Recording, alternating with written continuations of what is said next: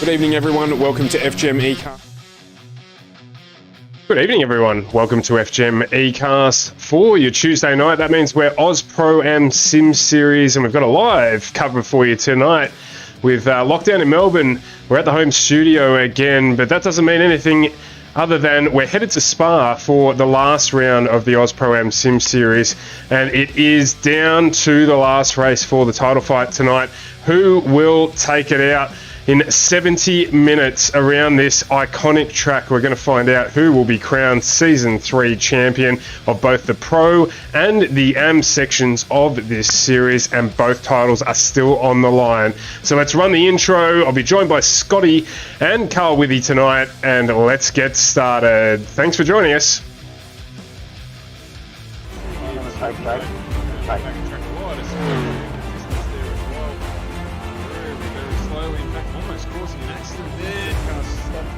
No, in fact, we've got synchronized spinning.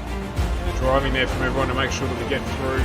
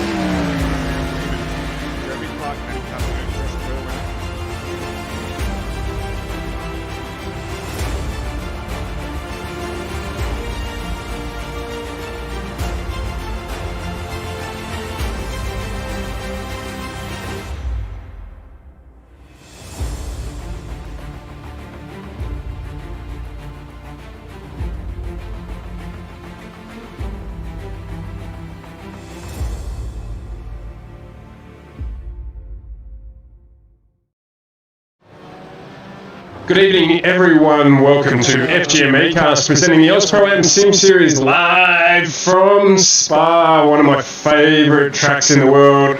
And tonight's going to be no different here. We've got a 70-minute endurance race to decide who's going to take home Season 3 Oz Pro Am and Pro Championship tonight. Both are wide open, and there's a couple of different situations that could result in a change for series champion. As I mentioned in the intro, I'm joined tonight by Scotty Rankin and Carl Withy as well. Welcome, gentlemen.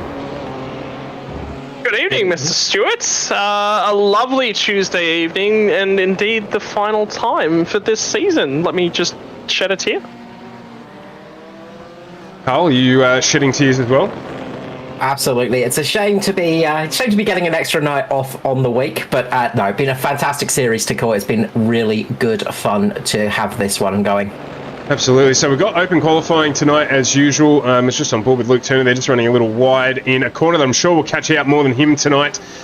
This is an absolutely iconic place to race. There's probably not too many people in the world, if you ask them to name a corner on this track, that couldn't name, or at least at the very least describe one of the corners on this track. Of course, we're talking about a couple of famous sections, gentlemen. Which are your favourites? It's actually hard to pick one around here because they actually all are iconic. I love the entire... I actually can't pick one because they all require different skill sets and different approaches, and you can attack most of the corners in multiple different ways and end up with kind of similar results, just depending upon what you're after. If you're after a little bit of corner entry speed, you can do that. If you're after more mid corner and exit, that's pretty much doable right the way around the track. There's no one size fits all for the bulk of the track, and it's just awesome.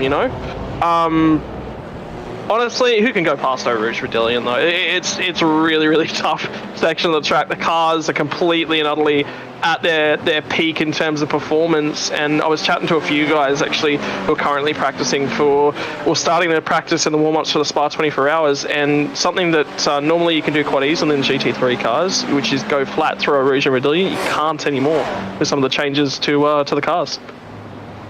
Cal? I really go far. Just got you dropping in and out a bit there, Carl. So we might get you to just reboot the mic there and jump back into the stream. For me, it's Rodillion, and that section of the track there, you got to stick it all out on the line and keep it flat to the boards before you head up to the bridge. So certainly plenty to see here tonight. We've got 2 minutes to go before getting to qualifying. Let's have a quick look, as we always do. First and foremost, at the race ballast for tonight's race. No changes at all here tonight. The balance out of the Nürburgring was perfect. And we saw good competition there between the three makes. Tonight here, sticking with the BMW, the AMG and the Ferrari, all with the same ballast they ran last week. So with the nature of the track, probably not too surprising there. The organisers very, very much happy with what's going on there. Thanks to HJ Plant Repairs for that one. And we will move into the race overview. Let's have a look at what's going to be on tonight. As I mentioned, a 70-minute enduro running tonight. Turn one, gentlemen, is going to be an interesting one for us with the cars rolling start, but of course that tight, slow hairpin to get the lap underway. Yeah, look, I mean, there is a fair few endurance points that actually aren't even on that board. In terms of something that a lot of people that aren't familiar with iRacing won't quite know, is that iRacing is the punisher in terms of track limits. If you so much as smudge the line in one of the spots on the track just slightly, you'll grab yourself an off track. So incident points as well, not key points. I think that's one that we might have missed in the pre-show. It is, in terms of learning how to manage the car across a stint and manage your off tracks and when to push and when to save. Spa is one of the tracks that you go to and you look at as the sort of teacher and the guideline for what you can and can't do with the tracks. So that's another one to add up on the board as well as, you know, turn one. Eau Rouge Rodillion. Are we going to see cars go too wide through Eau Rouge Rodillion on the first lap? If both of them commit to it, both of them provide each other enough respect and enough space, as we have seen multiple times in this season, you can be rewarded for it. Absolutely. Carl, I think we've got you back there.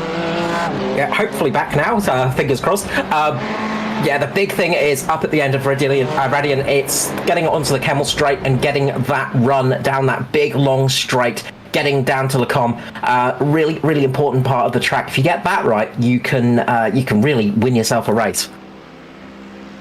Of course, fuel's going to be another big question tonight, as it always is every night. Critical lap here around about lap 16 to 19. And, of course, the championship outcomes, who will win. Just about to jump into qualifying. I just want to quickly bring these up on screen. Or, in fact, I haven't quite got them there, guys. So we'll jump into qualifying. I'll get those loaded up and we'll have a chat about them during the race. Yeah, because there are some big questions. In terms of the AM Championship, there's nothing in it. There is absolutely nothing in it, and it is an endurance round. So I believe we double or triple the points here tonight for the one race. So look, there's a lot to play for in terms of championships. In terms of the Pro Championship, there's really only a couple of guys that are left in contention, and there are a couple of very specific scenarios that need to play out for the championship to be decided. Well, what a time for it to actually jump up on the screen. We'll try and get everything done here as we can. I don't know what was going on there, so we'll just quickly go through this before we get into our pace lap with Jeff Connell.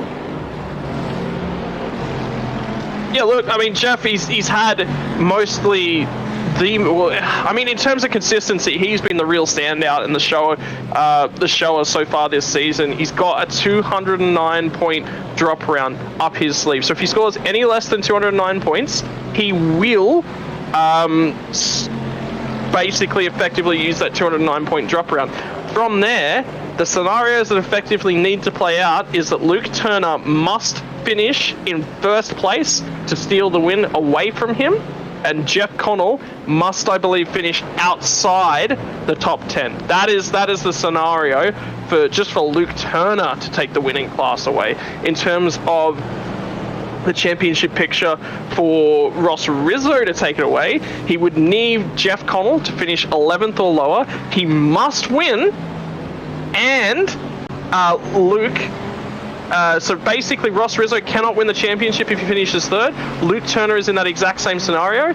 If Ross Rizzo were to win the race, Luke Turner must finish third or lower. If Luke Turner finishes in second, Ross Rizzo wins the race, and Jeff Connell finishes in 13th or lower, Luke Turner will win the championship. So for my liking, one thing that Jeff Connell has done very, very well all season long, which I think he will do well again here tonight, is he just needs a consistent round. He doesn't need a standout round. He just needs to be there. All right, so Jeff Connell there. Thanks for the summary there, Scotty. There's lots of different permutations. Carl, might get you to take us through this one. We'll jump on board with Jeff Connell and let him take us for a lap around this glorious track. Yeah, let's jump on board here. So coming down to the source right now, the first corner, very tight right-hander, dropping down to first gear, coming down the straight to Eau Rouge, of course, the river at the bottom of the hill, up through turns 2, into turns 3, and now into Radion, turn number 4, the top of the hill here. Everybody always calls it Eau Rouge for the whole thing, but no, there's a couple of extra corners in there. Onto the Camel Straight, of course, the big, long, straight down Spa. This is where you're going to get some seriously good drafting opportunities to get past other cars. Coming it down towards Lacombe as well. This is a really good opportunity for overtaking, dropping the car down as Jeff Connell makes a big mistake there and has to cut across. He's going to jump out and restart this lap. So jump on instead with Jordan Boys for the minute and get him, he was second out, we'll get him to take us around for this next lap. He's sort of halfway through the lap at the moment. Give us a very quick opportunity to jump in and have a look at the amateur class. Yes, and luckily some technical issues have solved themselves now, so I've got my full screen up now, which is useful. So that does make it a lot easier. So we'll go through that lap again, hopefully from the start. But it is such an easy track to make a mistake on here. One mistake, as Scotty was talking about before, it's so easy to go over track limits as well. So we're coming down to the start-finish straight now. Used to be the old bus stop down here. It's the chicane now. You've got to be careful of that pit entry as well. Very tight, very trick pit entry. Down we come across the start-finish straight for the 5th lap. Coming down to the source, the very tight right-hander. We've seen so many accidents here in the past. There is a lot of runoff here. There is a lot of escape room if you need to use it, but it is very easy to get caught up here in a first lap incident. Coming down to Eau Rouge, of course, once more, one of the most famous corners in motorsport. Pretty much flat through here. You might want to slightly lift through the middle just to get it right. You just hear the car just dropping off a little bit in 5th gear as it goes up through Radion, up to the Camel Straight once more. The big long straight here towards Lacombe. The fast right, left, right. You're going to want to drop it down to around about 3rd gear here. Coming into the first corner, 2nd gear. Take a nice bit of curb through these corners, just ease it through, take a nice big entry into this section, turn number 7, coming down to Riviage, the very long right-hander. You don't want to be on the power too quickly here, very easy to run the car wide, very easy to lose the back end on the exit as you come up to turn number 9. I'm pretty sure that's no name, of course. Now to Puon, turn number 10. Very, very sort of almost like a double apex left-hander, this one. You want to clip the inside, just go a little bit wide on the exit and then get the second part of the corner here nice and tightened up as you get onto another small straight down to turn number 12 for the Fanyas. Very tricky right-hander, get that curb, got to get on the exit nicely here because you've got another corner coming up very quickly to you. Again, this is a very technical section here. Turn number 14, right-hander, coming down towards Curva Paul Ferreira in turn 15 onto the back straight. Next corner up, there are a couple of very small corners along this straight that you don't really pay attention to, but Blanchimont is the big one down here. The very, very fast left-hander. You might need to just take a little bit of a lift through here. Don't want to go flat out in a GT car. The Formula 1 cars have no issues. Now it's down to the chicane. Going to drop it down to first gear. You double back on yourselves here. Don't want to hit that big sausage curb too hard. Just want to use it to turn the car in, get the car around, get the car onto the straight, across the start-finish line, and that is a lap of Spa-Francorchamps.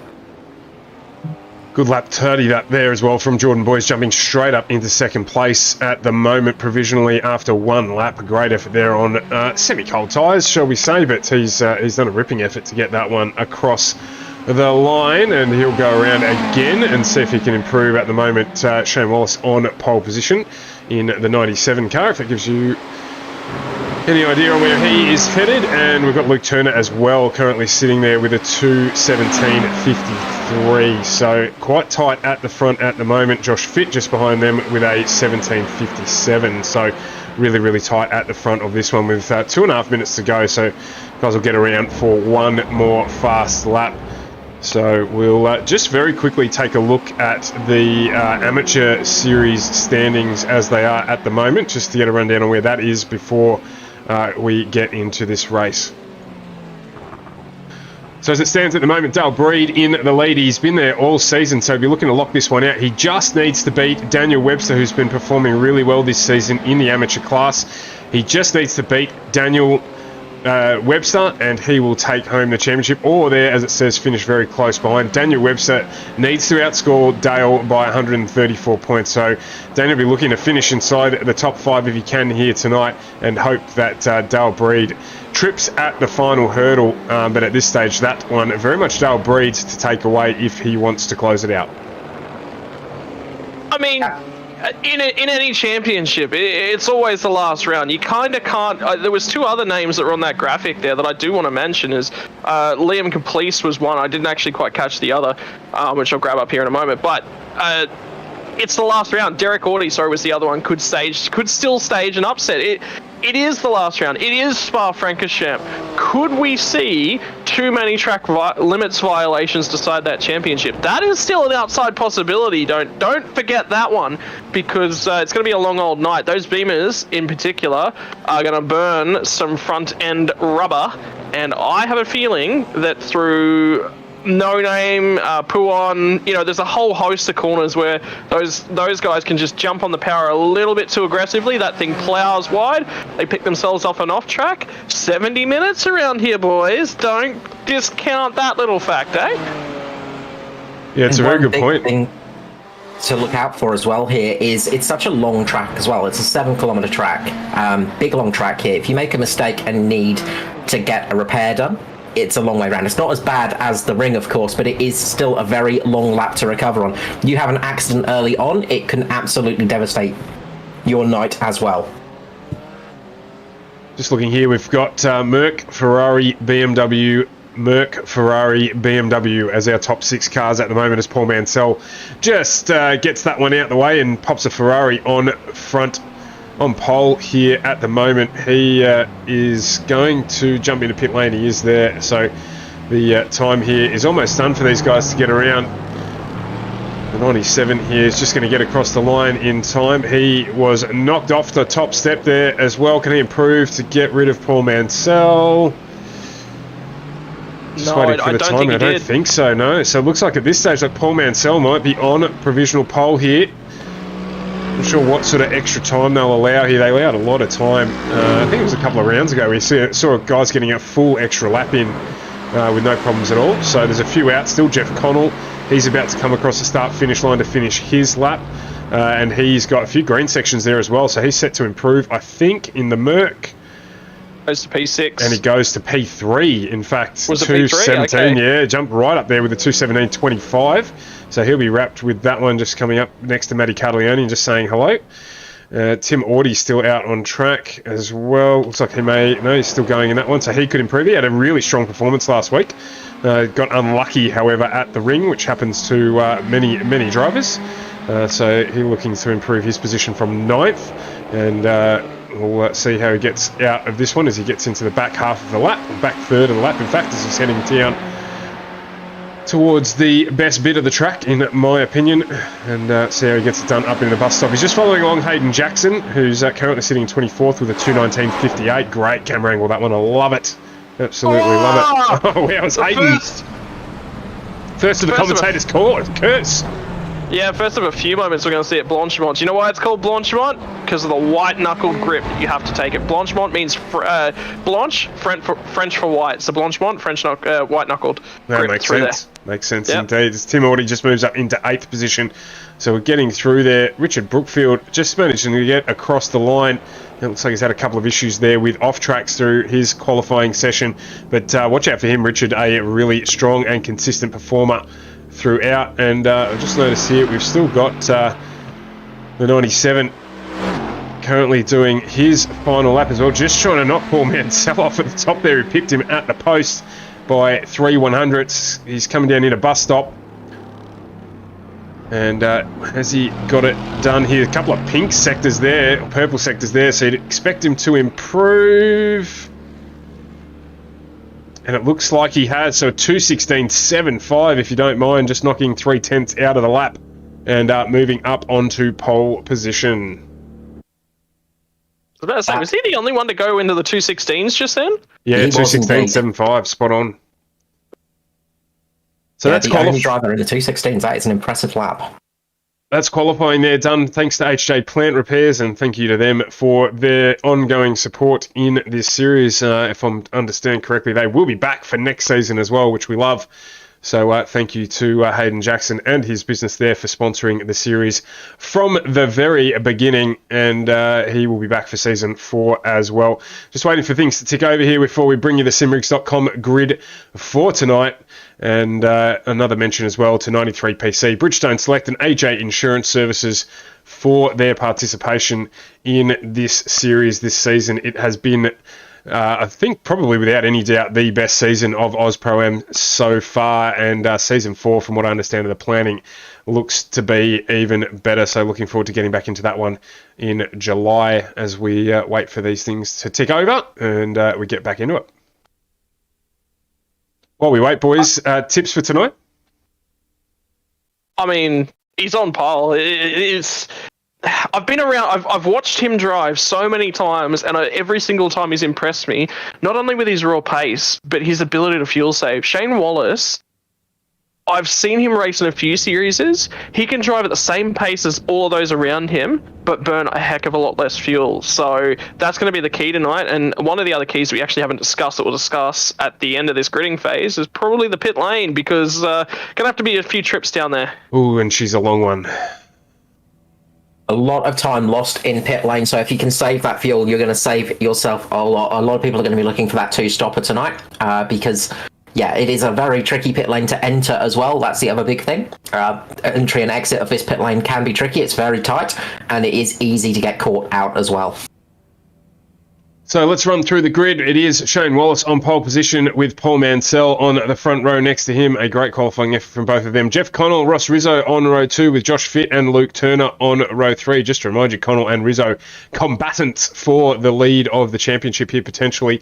Jordan Boyce, Tim Audie off row 4 with Matty Cartaleone and John Merritt off row 5. Don't count out either of those drivers. Daniel Webster, Christopher Henn off row 6. Webster still fighting for the lead of the amateur championship as well. As we flick over the page to Sam Lehman and Dustin Fletcher off row 7 with Maverick Benson and Adam Funsler off row 8. It's Leach and Casey off 9 with Buchanan and Audie off 10. Dale Breed and Richard Brookfield off 11 with Phil Audie and Liam Caplice off row 12. And as we make our way to the back of the grid, it's Panton and Jackson, Fever and Mitchell, Andrews and Capel rounding out the 30-car field on this, the ultimate round of the Oz Pro-Am Sim Series Season 3 from Spa on FGM eCast. And we're going to have a little bit of a short trip here before we get this one underway. Yeah, so it'll be short pacing lap. Something I did want to point out, Daniel Webster, just outside the top 10. His nearest opponent in that championship hunt, I believe, was actually Dale Breed in about 21st. Or it was Derek Audie, I think, in about 17th. So Webster's just about put one hand on that trophy now. Yeah, it's Dale Breed. He's in 22nd place. He did not get a qualifying lap in. So at the moment, Daniel Webster, obviously a very, very long way to go here as we're about to get started with Daniel Webster in the position to be able to challenge for that title. Well, for the final time this season, the green flag is in the air. It is Oz Pro-Am Sim Series, and Jeff Connell looks to be the aggressor. He's himself maybe one spot down into turn 1, gets it down the inside. The whole field shuffles through, 3 wide in multiple locations as they try and get through the first corner. Everyone has shuffled through here successfully, but guess what? It's time for the run to Eau Rouge Redillion. It is going to be Connell that slots it back into 3rd place. Paul Mansell will shuffle him a long way down. There's Brady Buchanan all the way back through the field.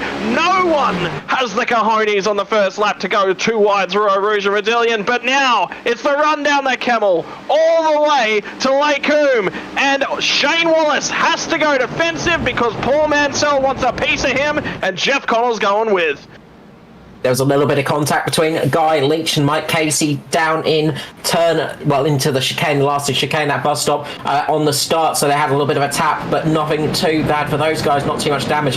But it is a great battle up the front. Shane Wallace has got Paul Mansell all over the back of him. That Ferrari is looking pretty good at the moment. Of course, different cars have different stages in this race as well. They warm up their tyres differently. You could find that Ferrari is a bit more aggressive on this opening stint.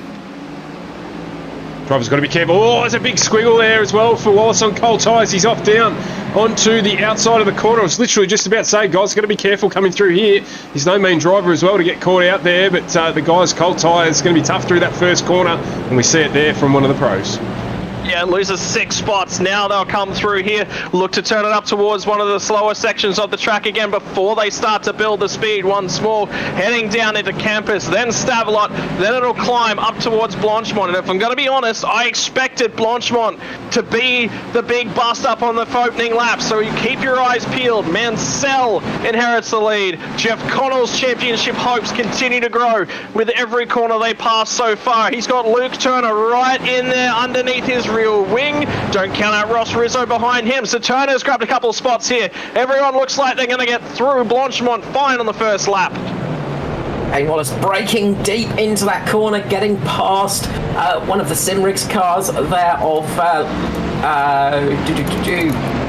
Tim Audi there. Really good late braking there. Did see somebody peeling into pit lane though. One of the cars, a couple of people have peeled into pit lane straight away.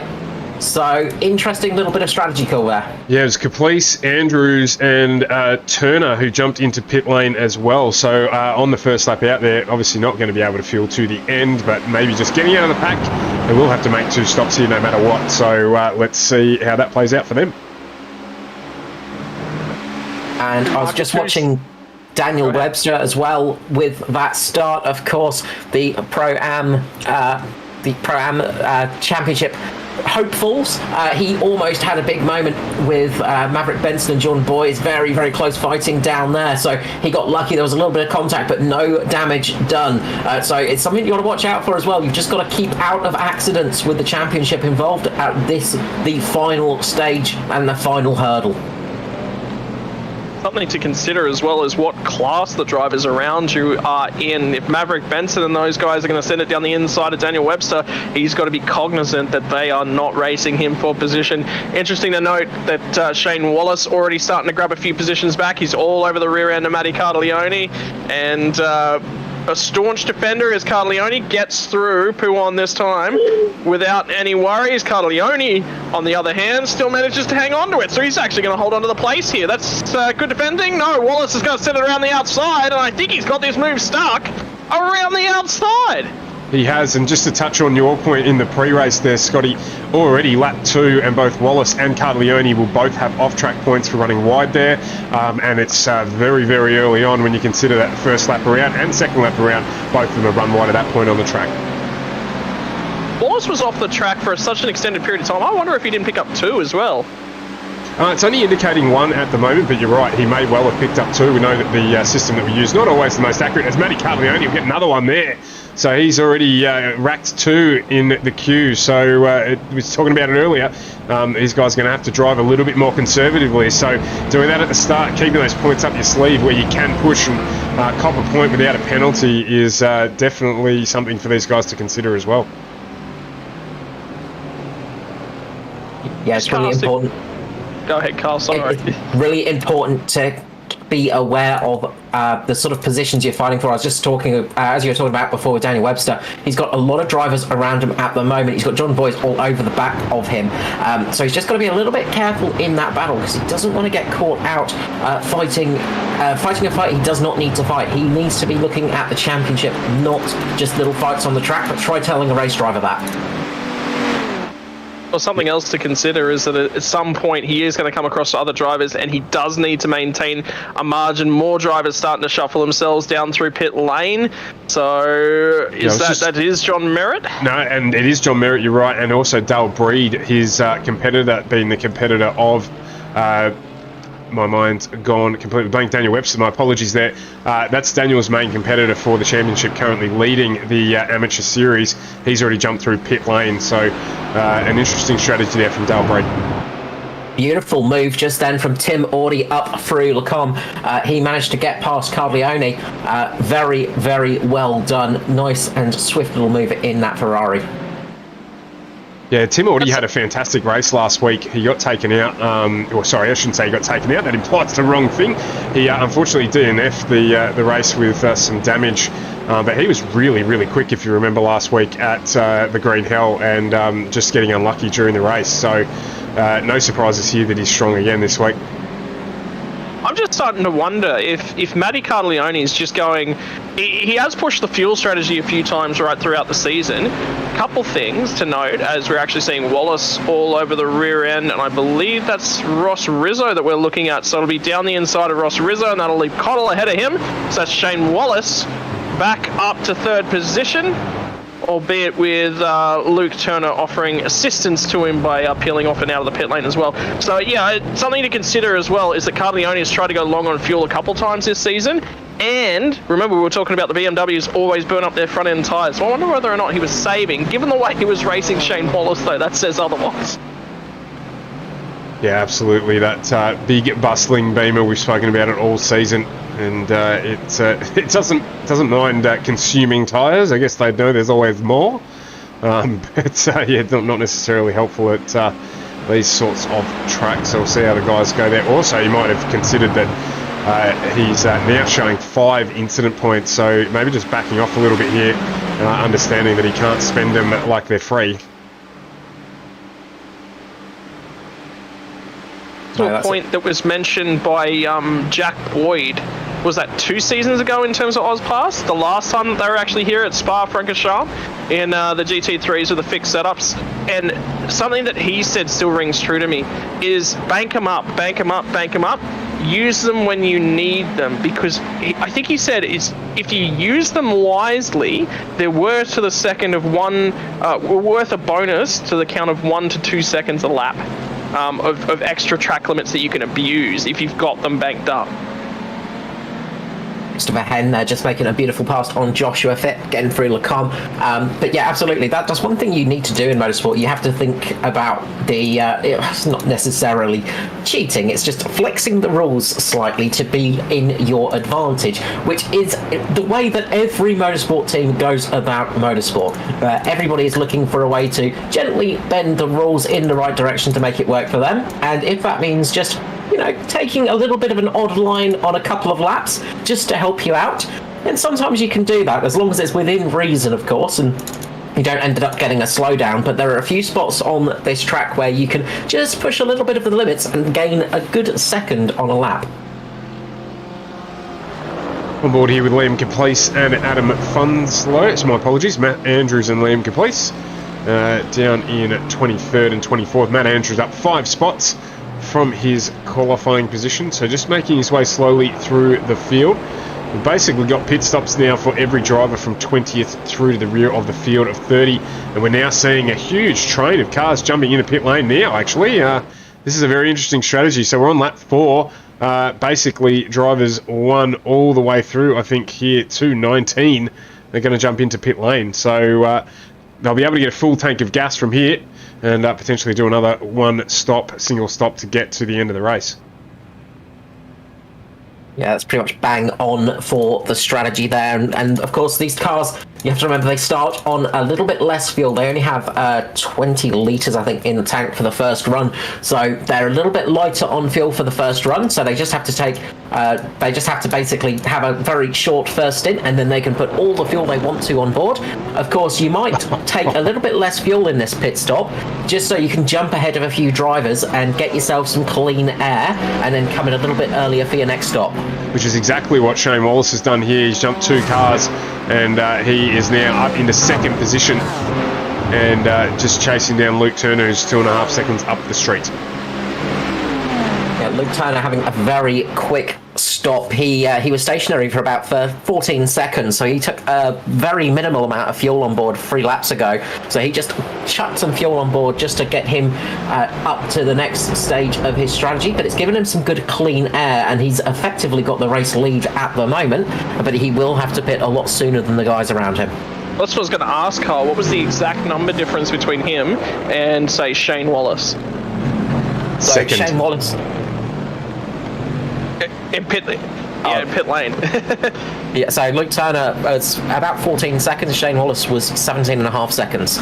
So he's got to make sure that he builds a margin of whatever that difference is, because he's going to have to add that fuel at some point during the race. So right now he's got a margin. I don't think it's enough. So he's going to have to build that, whether that be now, whether that means he's in ultimate fuel save. If he's in ultimate fuel save, though, he's going to tow this pack right back up to on top of him, and he's going to be dead in the water. A bit like Burley, shall we say, for all the feeding frenzy just in behind him.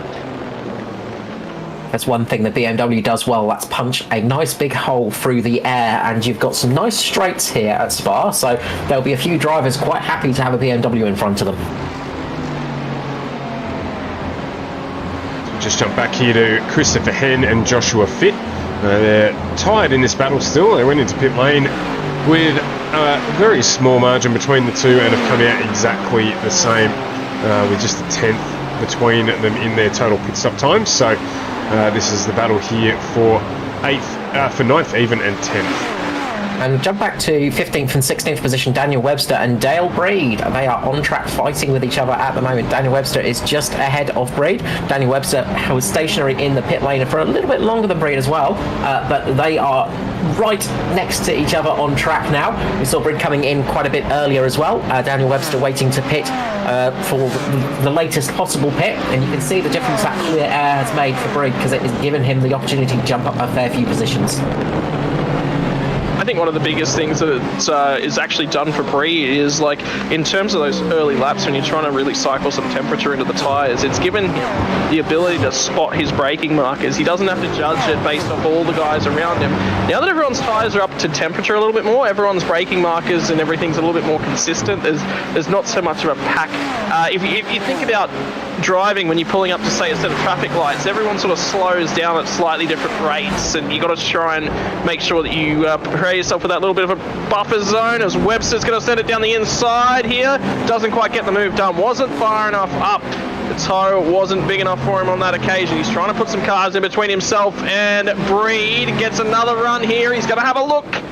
But once again, not quite there for Daniel Webster. Yeah, so back to the traffic light analogy. Everyone on the opening couple of laps, whilst they're bringing their tyres up to temperature, brakes at slightly different points, slightly different places, and tries to hit the car under them than they normally would. But they're also reacting to the cars ahead of them. And then you, if you're behind them, you've got to react to those cars, the guys behind you. It just adds more risk factors. And getting through opening laps is the reason we see so much chaos.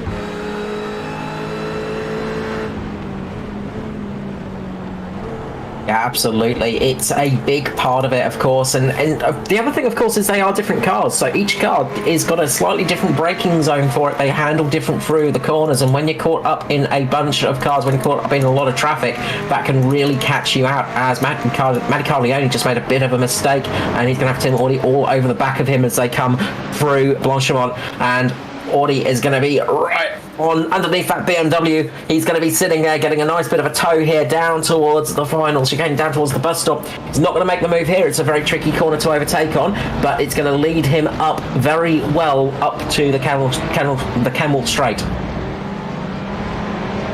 Yeah, so before he gets there, he's got to get through the source. He's got to navigate that. He'll be focused on getting a really strong exit. Carleone has gotten a great exit off of the bus stop chicane. Now he's going to turn it in. Looks like he got the run that he was looking for, but the Camel Straight's a long one. He will get some drafting assistance from the car just in front of him as well, so don't just count that out. It's not as if all of a sudden he's just going to be closed up on by the car behind. So manages a nice run through a Rouge Rodillion. Car behind's coming, so Carleone might be under threat here as we head down to Lake Coombe this time.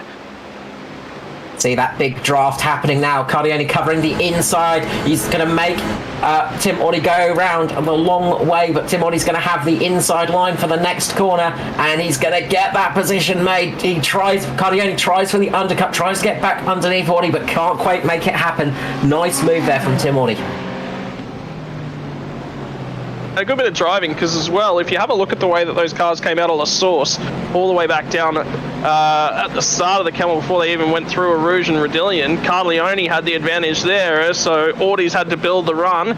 So once again, heading down towards Pouon this time, Cardleone continues to crawl all over that rear wing of Tim Audi. So Tim Audi might be feeling a little bit vulnerable once again. Car just ahead of them is John Merritt. He's now punched enough of a margin for my liking that the draft will no longer be on offer for Tim Audi. So all of a sudden, Cardleone uses a lot of the track limits on the right-hand side, a lot of the curbing. That's not a 1X, it's not an off-track. You are allowed to use that section of the track. It's here on the left-hand side. You can't, I think, well, actually, you can use a little bit of that AstroTurf. I think both of those guys there may have picked up an off-track. Cardleone probably got an off-track right there. I think he was either right on the limits or just beyond them. For my liking, he's got the run up to Blanchimont. He's looking to the outside. I don't think he's quite there. Doesn't quite get the overlap. Looks for the over move through Blanchimont. That's an off track there. He'll exceed track limits and he's using them up like they're candy and can't make anything out of it. Matty Cardleone can't get the move done, and Tim Audi survives another day in front of the BMW. Tim Audi on 7 instant points, Cardleone on 8 at the moment. So those guys are starting to build them points up quicker than we can speak sometimes. Yeah, interesting point there as well, guys. Just looking at the list, Brady Buchanan on 9, and we also have Hayden Jackson on 9. So there are a few spending the candy. I had a look at the service sessions just before we went live too, boys. 22 is the limit before you get yourself a drive-through penalty. After that, it's every 9 before a drive-through penalty. No disqualification that I'm seeing on the server. So those, so there must be 21 candies in a box, and if you eat your 22nd, you got to come down through pit lane and pay for it. That's pretty generous. Sorry, jump over there. Big moment down towards the final chicane. Sam Lehman getting spun slightly as they made contact a little bit early on, and there was a massive checkup, and that's really tightened the field at the back of the grid. So we've got a lot of cars very close to each other. Dustin Fletcher involved that one, so there was a little bit of contact, and they sort of all managed to get it back going, but it has made a massive traffic jam down towards the tail end of the field at the moment. I was going to say, Sam Lehman's lost a lot of spots in this early phase of the race. I think he qualified P11, P12 from memory, and to see him back in 21st. So yeah, definitely, from maybe one mistake, could be two. The cars all close together. Car unstable heading into Pouon. Got to be running long way round is Hayden Jackson Series sponsor, so manages to keep it all clean, all tidied up, and everyone working together to keep their cars alive and racing in a 70-minute thriller. We still have 30. We still have 30 cars out on track racing at the moment. There's nobody in pit lane, nobody behind the wall, nobody in the garage getting repairs, which is great to see. Everybody is still racing out there, still going hard.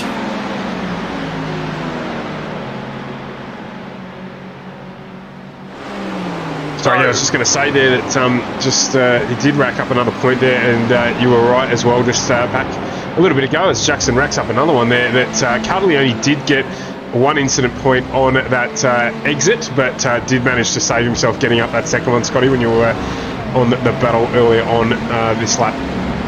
There you go, things to keep in mind, things to keep managing. So Lehman continuing to try and rebuild through the field. Just keeping an eye out. I think we're going to be won't be too far away from another stop. Probably another, actually we will be a fair way away from another stop just yet as well. So I just had a quick look at the starting fuel limits. Let's talk specific numbers.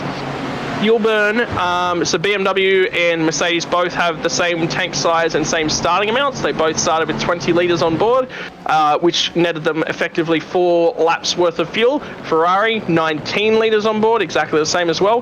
Maximum fuel tank limits, 49 litres for the BMW and Mercedes, and 47 for the Ferrari. So it's going to be close. very much. So it's close, and it is close on track as well. There's a great battle for P10 at the moment. Jordan Boyce just leading Christopher Henn, Adam Funslow and Matt Andrews down there for 10 to 13th position. Those guys are right nose to tail at the moment. Jordan Boyce just keeping out ahead at the moment. Joshua Fitt has managed to make a little bit of a gap and is trying to catch down on Timothy Audi and Cardioni, who are still battling away, those two, changing position a fair few times, Cardioni and Audi, so trying to keep an eye on those two for the racing. Yeah, they are indeed. Something else to note, just keep an eye on these incident points. Our race leader, Luke Turner, only 4. Shane Wallace behind him, 3 and 4 for Paul Mansell. Jeff Connell also 4. Ross Rizzo, 7 so far. So a little bit of a variance there amongst all of the drivers. Daniel Webster also only with 2. Dale Breed with 8. So those drivers fighting for championship outcomes. That could play. Paul Mansell has made a mistake into that final chicane, just ran a bit wide, didn't brake early enough, and he just made a slight contact with Jeff Connell. So he's just made slight contact, gone around, looped it round, and lost a few positions for Paul Mansell. Also looks like Ross Rizzo right up the back of Jeff Connell here as we get through to start another lap. They're making their way up. Interesting to see the difference in those two cars' performance across these sections of the track. Drag race now. Obviously Rizzo's going to get a huge advantage here of the draft from Connell. And behind him as well, Mansell and Merritt battling away with the draft there. Obviously not enough here for Rizzo to take advantage. That Merritt good in a straight line and just keeping the Beamer at bay. Meanwhile, up the front, we had a reverse situation. The Mercedes managed to make the move up the front, getting past Luke Turner down the Kemmel Straight, and Shane Wallace has taken the lead of this race once more. I'm just wondering, just having a look at those BMWs, if their tyres are getting into their heads just a little bit early on, or alternatively, especially for guys like Luke Turner, I'm wondering if they can get home on the amount of fuel that they've got on board. It'll be very, very tight.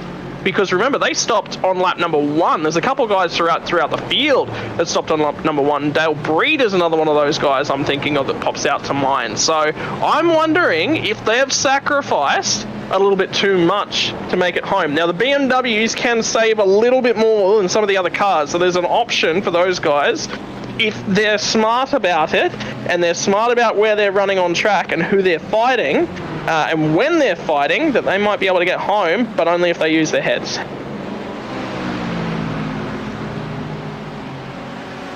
Our guys just jumped off this battle here not deliberately, in fact, just trying to switch cars, but we'll jump back on here. Mansell and Merritt closest on track at the moment as they head down towards the bus stop here.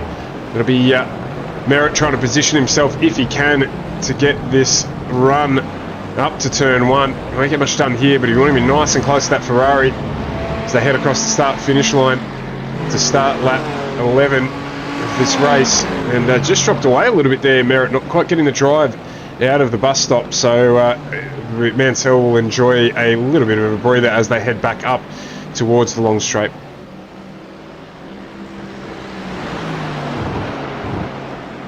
Righto, so 25 minutes now has elapsed of the final 70 minutes of the season. So we're just beyond 1/3 race distance if you think about it in that format. We going to be going right the way through. It looks like we're on time to run 30 to 31 laps in terms of race distance. Audi this time finally gets another run at Cardioni. Cardioni backs out, gives it over to him, doesn't want to sacrifice too much momentum. Is that Joshua Fitt tagging onto the rear end of those guys as well? It is indeed. So Fitt has clawed his way all the way up here. Timothy Audi and Matty Cardioni fighting has just been a gift. Just dropped, somebody's dropped off a gift basket at Josh Fitt's door, and these boys might need to start working a little bit together if they want to start assaulting a few of the guys a little bit further up the road. speaking a bit further up the road, just watching Jeff Connell and Ross Rizzo. Those two are fighting out on track at the moment for P3 currently. Ross Rizzo was getting relatively close to Connell down through the fast sections, but as soon as they got to some corners, the BMW was just not wanting to turn as quickly as the Mercedes. It looks like there's just a little bit of understeer happening in that Beamer at the moment, so might be just coming into a little bit of tyre problems. As you can just see there, Rizzo just running wide through the exit of Paul Ferreira, and that BMW is just not looking quite as settled at the moment as the Mercedes. And Ross Rizzo has almost spent half the cookie jar at this point in the race. He's on to 10 incident points following that one there. First one into the pit lane, Luke Turner. He's run out of gas, so he's going to need to dive in and top up. That says to me, it's a 3-stop race for him. I'm wondering if he's not just thrown in with burning a few of the lollies. Actually, Luke Turner's actually been saving up his lollies quite excessively compared to some of the other guys out on track. But I'm wondering if that early pit stop, he's thrown in. Now, he'll have to just go gangbusters, no question about it. There is no way that he's going to get home from here without another stop. So 3 stops locked in for Luke Turner. So you can see Liam Caplice, Matt Andrews and Derek Orty as well joining him on that strategy. So a few people trying that little bit of the early strategy and seeing how they go with that little bit of a little bit more fuel hungry strategy for them. Just going to say, you can see the gap there between Wallace at the front and Connell and Rizzo in second and third, about half the length of the straight. So they've got around 4-second gap to make up between themselves and Wallace. They all pitted on the same lap, but Wallace did take a little less fuel in the Mercedes-Benz than Connell in the same car. Oh, it's a big slide now. Oh, he's gone wide. It's caught him out again. It's the second time early that first lap. Wallace got caught out every time we jump on board. He has a big slide through there, so he might not do that anymore. But Connell and Rizzo there making up most of that gap, so the pressure's on again at the front.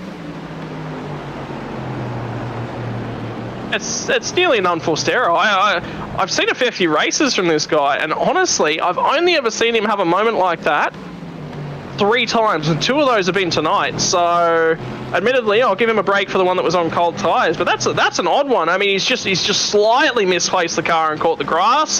Things locked up, wanted to pivot on him, and he's managed to keep it going. So all wells that ends well. Apart from, there'll be a change of underwear, I think, at this pit stop, Carl. Yeah, the mechanics won't be too happy with that car seat. I'm sure it's going to be needing a bit of a scrub down, unfortunately. But you just got to wonder if he's just pushing a little bit too hard too early, just using up a little bit of the tyre life more than some of the other drivers. And through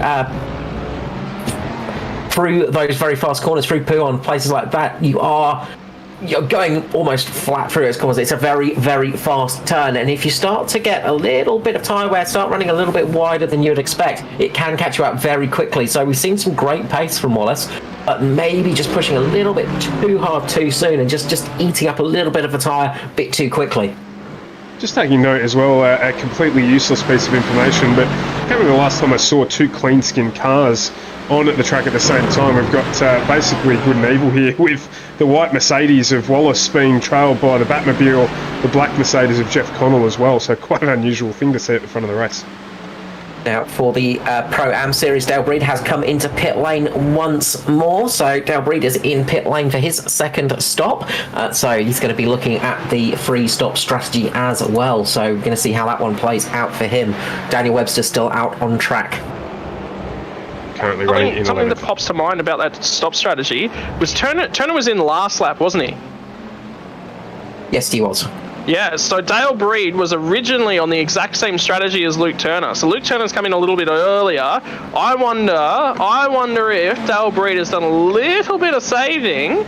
He's going to have to add less fuel than Luke Turner. So that's whilst they're not fighting on track, both of those cars are in championship contentions. So something else to keep an eye on in the back latter stages in the last stop sort of period of this race.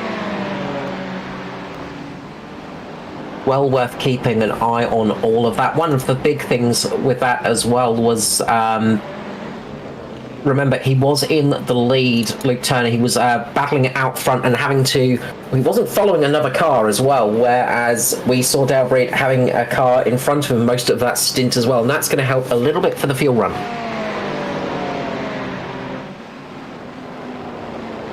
Something else Luke Turner might even be doing is is short pitting each time so far as well.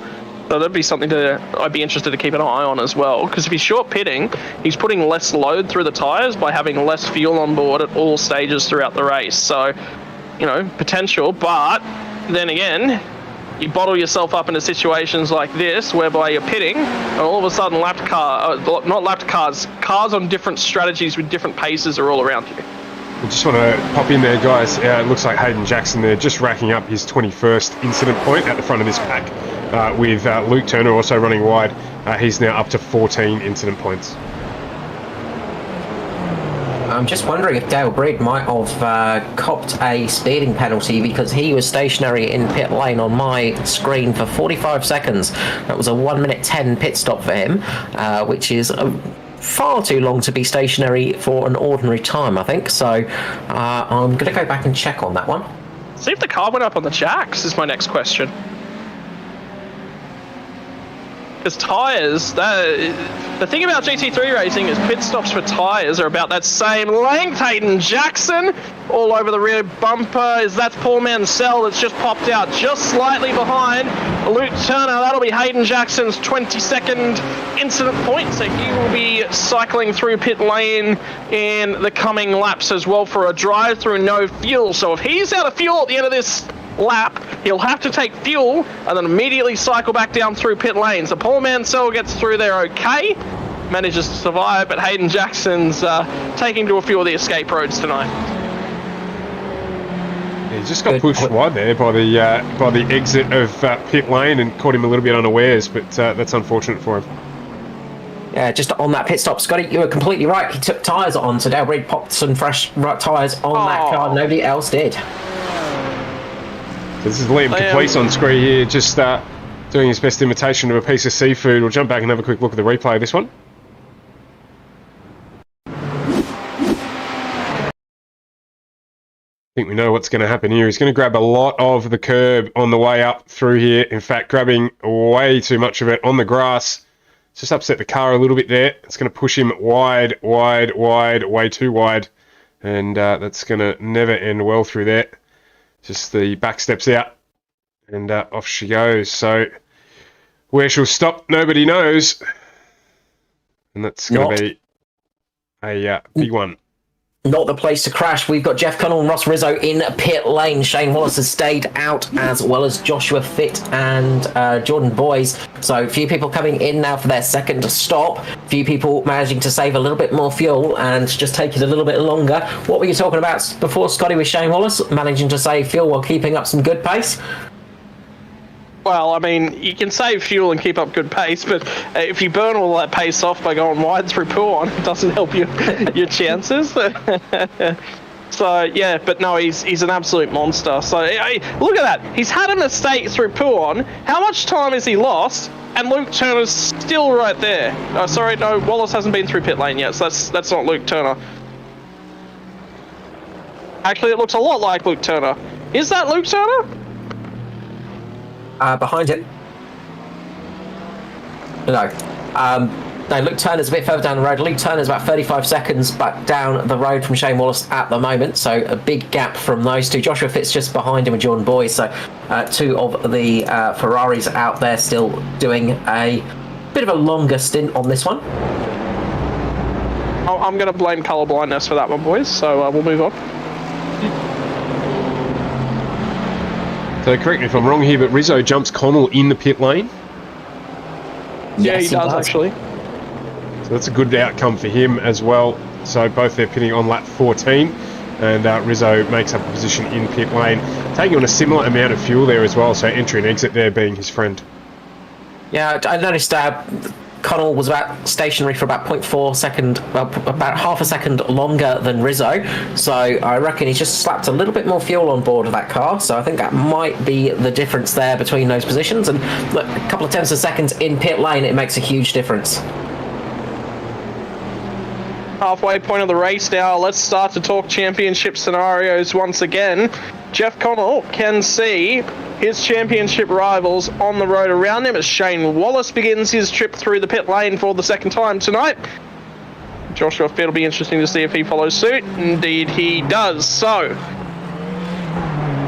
Jordan boys, and that will complete, I believe, the second round of pit stops. So, does Luke Turner reassume the lead of the motor race? One can only hope, but he has been brought back to the rest of the pack. I think Luke Turner's in fuel-saving mode. I think he thinks he's in trouble, and the rest of these guys might be okay to the end as Connell sends it down the inside of Ross Rizzo.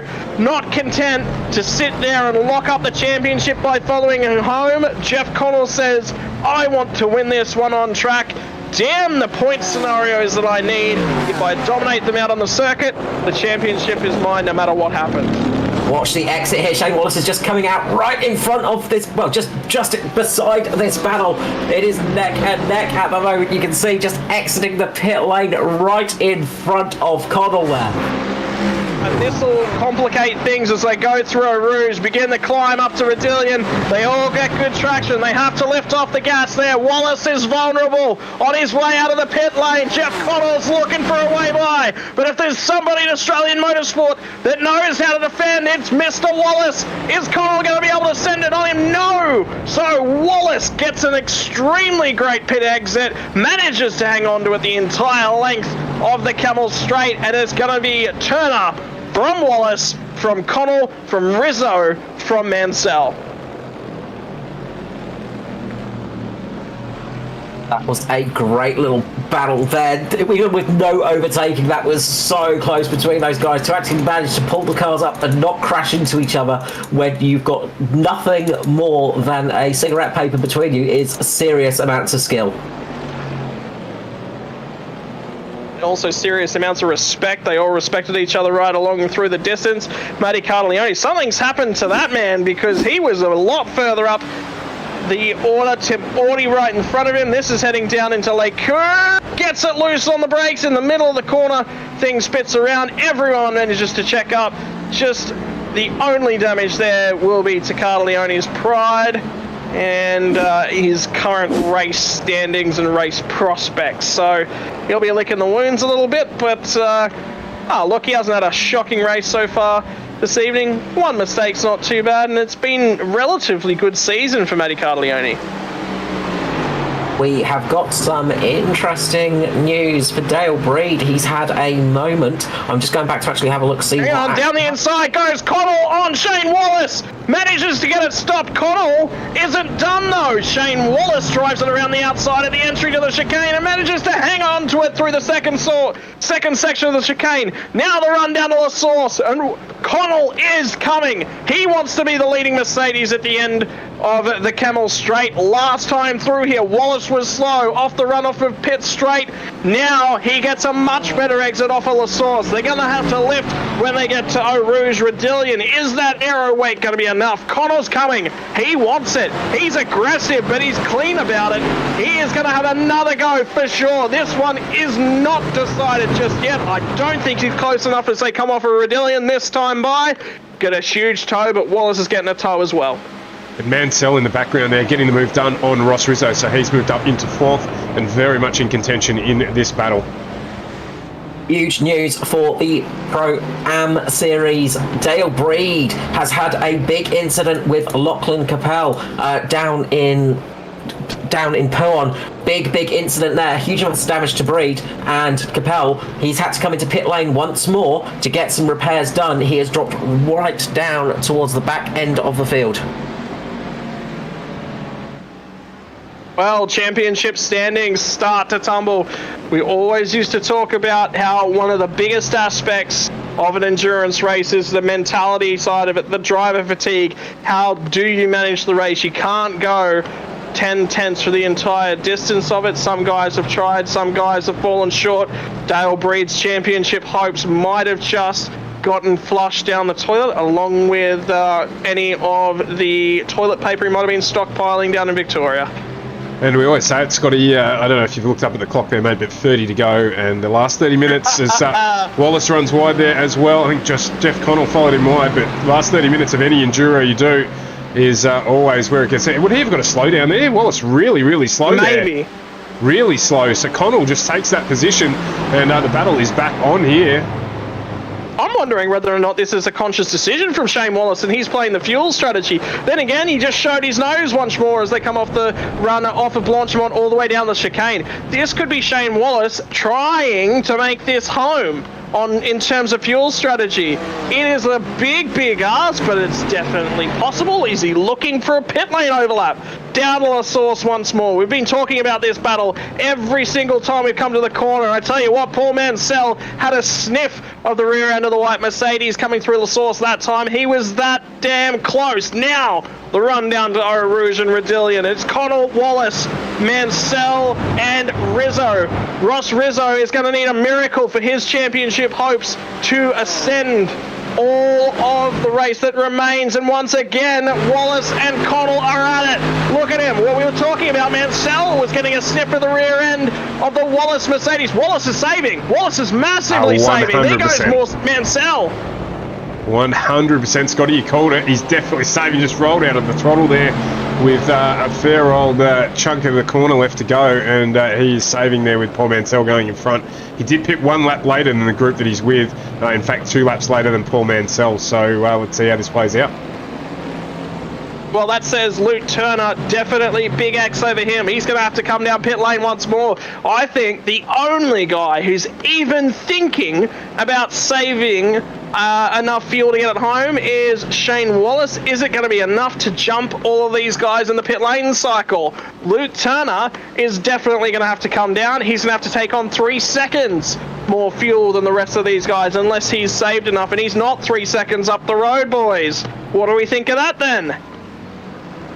Well, the only other thing I would add to it as well is we've got Captain Fuel Save right behind Wallace. Ross Rizzo, expert at it. We talk about it week in, week out, about that plastic bag full of petrol he carries around with him in the car. And he's there as well. He's dropping off a little bit too. It wouldn't surprise me if he was saving fuel at the same time. We've seen in the past as well with that with that BMW, that sometimes Ross Rizzo is capable of getting it there on fuel. Just Connell going a little bit wide there, but he's capable of getting it on fuel. But then the tyres start to really drop off a little bit. So I think that might also be on his mind tonight, just hoping that his tyres don't drop off. We saw that a couple of weeks ago. I think he just had those tyres just completely drop off on him. We thought it was fuel, but no, it was tyres for him. So definitely something else that can come into the complexity of strategizing this race. Trying to send it down the inside into the source. Sorry to cut you off there, Carl, but Paul Mansell apparently doesn't want Carl to finish his sentences. You're quite right though, Carl. I think that might have been Silverstone, and we spoke to him after the race in the Discord, and he said the right-hand front tyre had nothing left. He just had no control at all, and that's why he lost all the time. Well, now, once again, Shane Wallace playing on the sensors by trying to get a sniff of the rear end of Paul Mansell. That is very deep from Paul Mansell. He's just barely managed to hang on to it. Connell's trying to go around the outside. Shane Wallace has got the perfect view of a lot of them. And all of a sudden, Mansell was in 4th position a couple of laps ago. Not anymore. He's back to 2nd, and he is going hunting for Luke Turner. And Shane Wallace down the inside now after all of that over Jeff Connell. So Wallace is in fuel save mode and still grabbing spots back, boys, and Connell accepts another abuse of the track limits, shall we say. Yeah, I think Connell there might have just run wide and opportunistic. Wallace was there jogging on the spot, ready to pounce, and just took that position. A little bit of preservation as much as anything else, just to get out from behind Connell, and then Connell running wide. So, yeah, Wallace back up in, and Ross Rizzo right back up onto the back of Connell.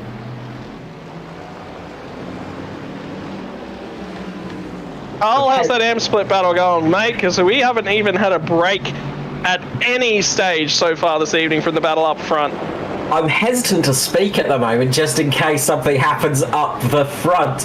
Daniel Webster's down there in 13th position at the moment.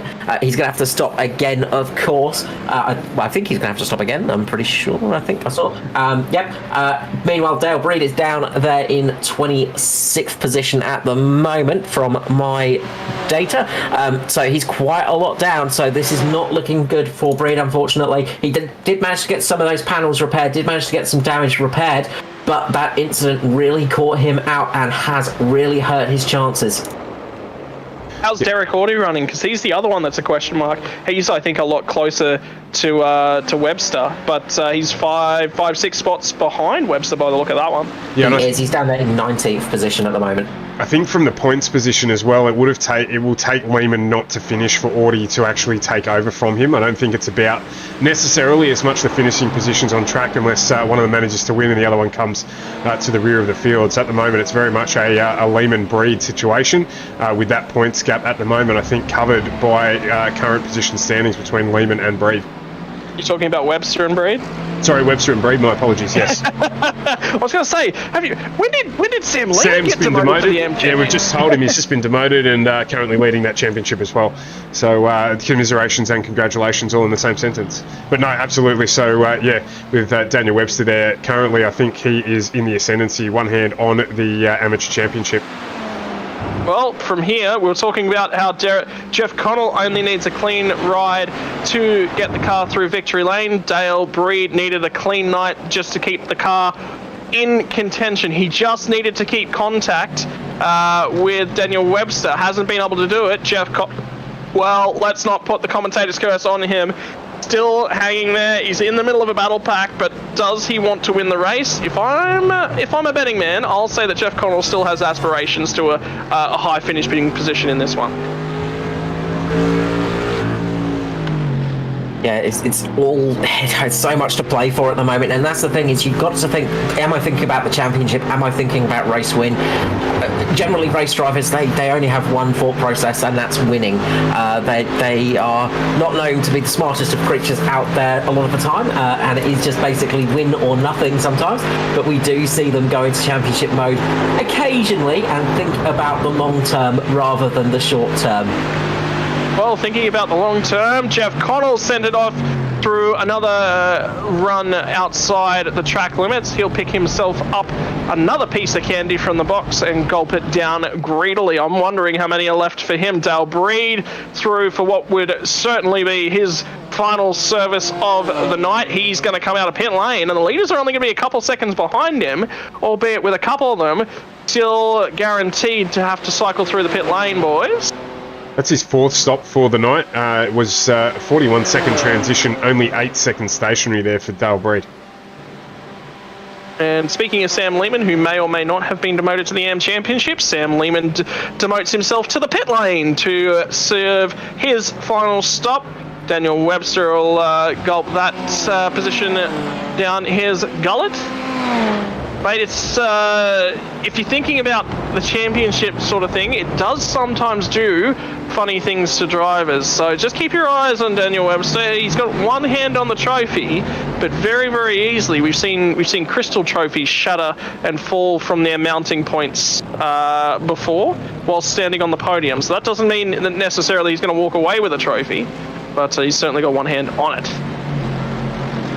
It's not over until that checkered flag flies, of course, and you cannot take your eye off the ball. It is very important to keep on it and on it to the end. We've seen it many times before, drivers just getting a little bit complacent, just thinking, I'll just ease off a little bit, I'm just going to leave a little bit of pace on the table just to get home, and then all of a sudden a mistake comes in because you're going a little bit slower than you expected. Then all of a sudden the car doesn't handle how you want it to, and you make a big mistake. It's happened to all of the drivers, even the very best drivers there have ever been. It's an easy thing to happen, unfortunately. Well, Tim Audie earlier in the evening was having a phenomenal battle with Matty Carleone that allowed Joshua Fitt to creep all the way back up onto him. Unfortunately, Matty Carleone made that big error we saw on screen earlier in the night. Joshua Fitt hasn't made one, and he's continued to attach his Ferrari to the rear bumper of Tim Audie just in front of him. Now, these guys are going to, for our liking, have to serve one more service through the pit lane. And if I'm thinking, and I'm trying to strategize as most race drivers do, I'm trying to conserve as much fuel as Luke Turner pits from the lead of the race and Paul Mansell follows him in. I was about to say Luke Turner will be coming in very, very soon, and before I could even say that, he was coming in pit lane, so he's coming in now. Paul Mansell as well coming in for the pit stop, so he's going to be able to get to the end here with the fuel he gets without too much trouble. He'll be able to push a little bit harder as well, be able to use a little bit more of that power, and hope that he can sort of get a good finishing result with this one now. Alright, so one thing is for certain, we aren't sure. It's, well, you say it's for certain. I'm only saying that the thing that we are certain about is that we don't know whether or not anyone can make it home on fuel from this lead pack from here. Yes, Jeff Connell is Connell making a move on Shane Wallace there. I'm going to interrupt you for a change. Connell getting the position up through Lacombe. Up through Lacombe. A really nice move there from Jeff Connell getting ahead of Shane Wallace. Look, he wanted to send it on Shane Wallace. He's been trying to send it for a couple of laps. He's had Shane Wallace pass him back. Can he hang on to it this time? Does this play into Shane Wallace's hands, though, as he'll start to use Jeff Connell as a battering ram against the air, coming back down the track towards him. Liam Capel will finish his final service of the season. It's been an up and down season for him. He was with an outside chance at the championship tonight that went 5 kinds of sideways and 6 ways to Sunday. No longer available. Connell still under pressure from Shane Wallace. You got to remember, this is Wallace's first run in the series here too, so this isn't for any sort of championship implications. So Jeff will want the race win. I know him too well. I've seen him drive. I've talked to him on the podium quite a number of times throughout the career here at FGM eCast, and the one thing that he always says is that he's always after that podium. Damn the championship. Now, guys, I don't want to start throwing spanners, but Ross Rizzo, by my indications here, 23 incident points. So he may well have to serve a run through pit lane, which will almost certainly end his championship standings. Yeah. In which case, we are probably looking at the leader of the championship on your screen, and the man who is very, very likely to close that championship out. 3 cars continue on another lap from the lead of the motor races. John Merritt will cycle himself through pit lane for his final service of this evening. One more run down our Rouge and Radillion. Who is running out of fuel? Who's conserving the dregs at the bottom of that the bottom of the fuel tank? I was going to say something about teacups. Well, there's no chance to say anything about teacups. Through our Rouge, through Radillion.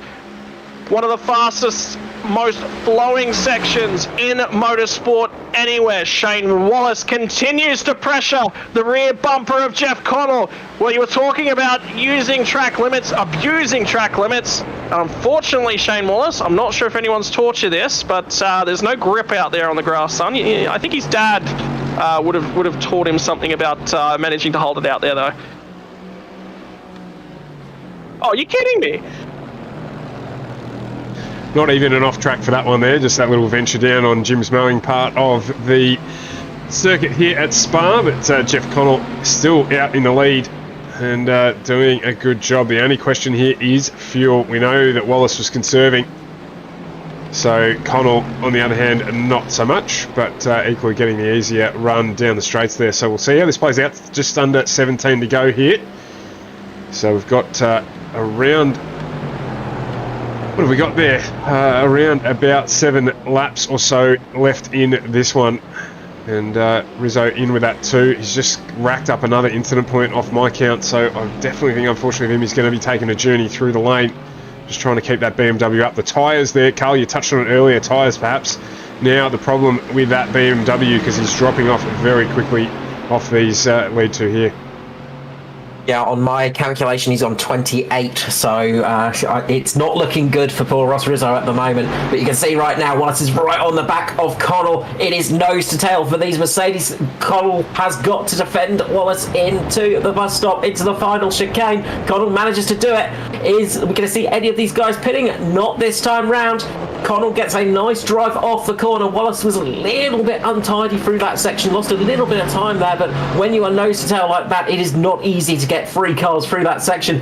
We're going to watch Wallace here. He's going to want to try and get a good run off this corner, get up through Rouge Radion and onto the Camel Straight with a little bit of a draft on Connell, because that's going to be his best opportunity, going through the Camel Straight and getting up to Lecombe. Joshua Fitt's going to cycle through pit lanes. His battle with that Tim Audi will cease for the meantime. AM Championship leader Daniel Webster is going to cycle himself through the pit lane as well. So a few more guys are ticking their final pit stop boxes. And again, that Mercedes of Shane Wallace makes a heap of ground in a straight line and then loses it all in the last 100 metres, 200 metres of the Camel Straight. So again, I'm 100% lost on whether this Mercedes, this white Mercedes, is going to run longer than every other car on the track. Well, at this stage, you think one of them's going to get it right, one of them's going to get it wrong. So I don't think that you can see Connell making it to the end here with the push that he's got on. We know Wallace has been saving, so we'll see. It's only 14 minutes to go, and one of them is going to get it very right. Well, they might both have to pit, so just keep your eyes peeled on that one. And Daniel Webster has resumed the race. He's jumped back into 16th place out of pit lane. Dale Breed's still down in 25th as far as the amateur championship goes. Of course, running long, what it does give them is a shorter time in pit lane. You're stationary for a lot less time, of course. You need a little bit less go juice in the car, so you don't have to sit still for as long as some of the other cars around you. So going out a little bit longer can help. I mean, from my calculations, it's going to be so tight for these guys to make it to the end. As you can see Wallace again right on the back of Connell, down towards that final chicane, through Blanchimont one more time. It's going to get super close here once more, but Connell is going to defend, keeping Wallace behind him for another time round. Connell is going to come in pit lane. Connell and Rizzo both in pit lane. Well, that says to me that their tanks have reached their maximum duration, and that's why they're cycling through pit lane. Well, it's 10 minutes, more than 10 minutes will be the fuel stop window for the guys that are left out there on track. Last time out, in terms of pit lane transits, Shane Wallace was 1 lap later than all the rest. If he can do that again, he'll come through 2 laps later on. That's 2 laps less worth of fuel that he will need to add to the car. But now he's without a drafting buddy. Is that going to decide when he decides to cycle through pit lane? If he has to cycle through and take 2 laps less worth of fuel, he'll come out a mile ahead of these guys. So a few stories yet to unfold. Luke Turner and his strategy have not worked out for him. That's him in the background. So it's going to be Ross Rizzo that'll short pit and get out in front of Jeff Connell. Yeah, we have to mention Luke Turner there. He was just short of that. He just needed a little bit extra time. He just needed a little bit closer there to make that one work, but just sees those guys coming out in front of him, and that will be a slightly deflating feeling for him. Is that the difference, Carl, do you think, between running an entire stint with a drafting pack and running without? Because Luke Turner has been off on his own for the bulk majority of the race tonight. I think that has really affected him tonight, just being out there in front for so many laps, not having any cars in front of him and being almost on his own, and it's just cost him that little bit of extra time in pit lane, because he's needed to put a little bit more fuel in there because he's been using it up a little bit more as well. So that has really cost him in that respect, unfortunately. Don't forget, last time out at the Nordschleife, Ross Rizzo was overtaken by Luke Turner on the last ditch run to the line because that BMW cough-spluttered and died. So is that going to be another story that we need to tell? It's such a big fuel burn lap here around Spa. Jeff Connell still in the picture, still in the drafting zone. He could suck his way all up and over that rear end of that BMW as well. So that story hasn't been decided either. Meanwhile, Shane Wallace is out there for another lap. He's going for another rotation here tonight, taking that car around with a little bit more fuel on board still. So he was saving that fuel and keeping a little bit in reserve. You can see that Ross Rizzo has got Jeff Connell all over the back of him as well. This battle is really starting to heat up, and Connell is really wanting to get that position and get ahead of Rizzo at the moment. Again, here showing that Rizzo picked up another incident point there, off track there, so he is going to be walking a very, very tight rope. Jeff Connell as well, up to 18 by our calculation, so these things not always the most accurate, but there is potential here with 10 minutes to go that both drivers could get a drive-through penalty, and that will make for one heck of a race down the back of the field. Connell, I thought, was very, very close to a slowdown penalty. They're coming through Redillion at the top of the hill, all the way across on the left-hand side. He will carry a lot more momentum along the Camel Straight. Will pick up the draft assistant. Luke Turner's now punching a hole in the air for Pel Mansell.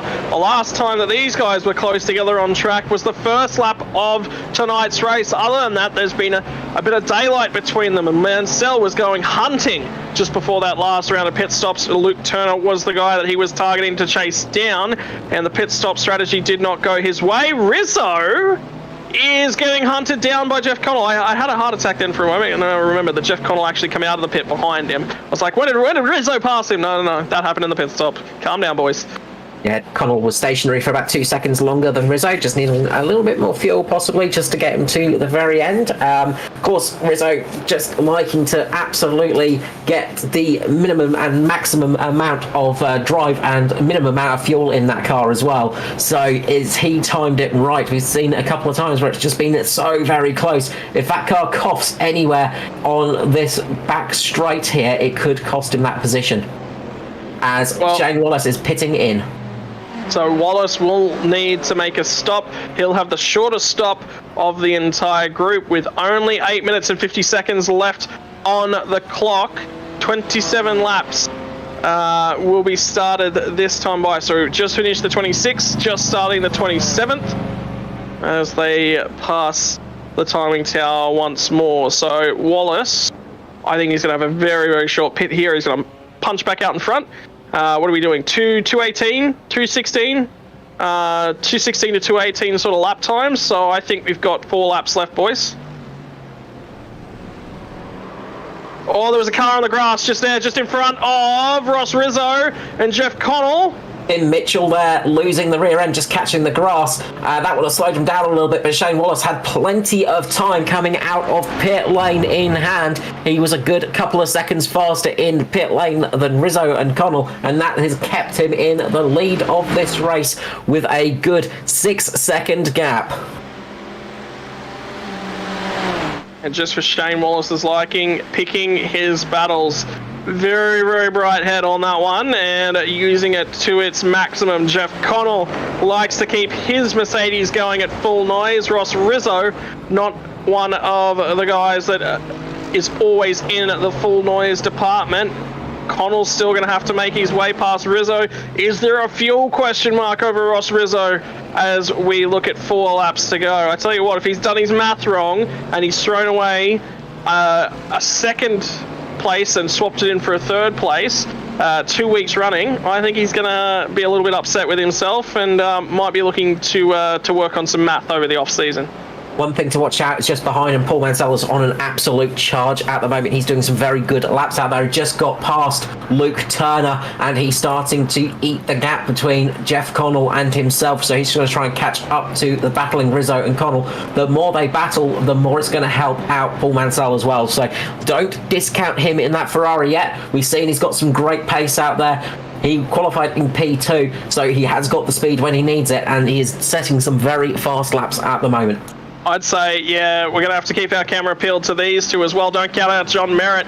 I think Luke Turner's starting to suffer a little bit in terms of tyres, but now, once again, Jeff Connell has had a draft on a whole bunch of guys right throughout the night. He's been attacking them into the bus stop most laps of this motor race. He's got to look towards the inside, shows the nose, hit the nose, shows it once again, not quite close enough to go for the dive bomb this time by lap 28. Will start. this time by, and he's still attached to the rear bumper of Ross Rizzo. This is a car that, this is the first time tonight he's been on the track behind him. Now all of a sudden he's trying to work out a new car, a new guy. He's got new different braking points. He's slightly faster in different sections of the corner. And when you've been sitting behind a couple of guys all night long and you think you've got them all worked out, all of a sudden you've got to do it all over again. Yeah, it's almost like hard reset. You've got to reset your brain, reset everything, and just work out what you're going to do. Work out your attack plan. Jeff Connell is going to get a nice draft here behind that Beamer. We know that thing punches a nice hole in the air, but he's not close enough this time around. He could be the last of the late breakers and try it, but I don't think he's going to risk it. He's just going to sit there a little bit longer behind Rizzo. I think his favoured position is going through Blanchimont down towards the chicane. That's sort of where he seems to be the quickest at the moment. Rizzo, it seems to be a little bit faster through that first sector, but we have seen the BMW start dropping off a little bit with those tyres through the past few races. If that starts happening again, Rizzo starts struggling with the front end or keeps making small off-track moments, he could be in for some punishment and he could be out of this race. It is very tight for Ross Rizzo at the moment, and Jeff Connell is not going to make his night easier for him.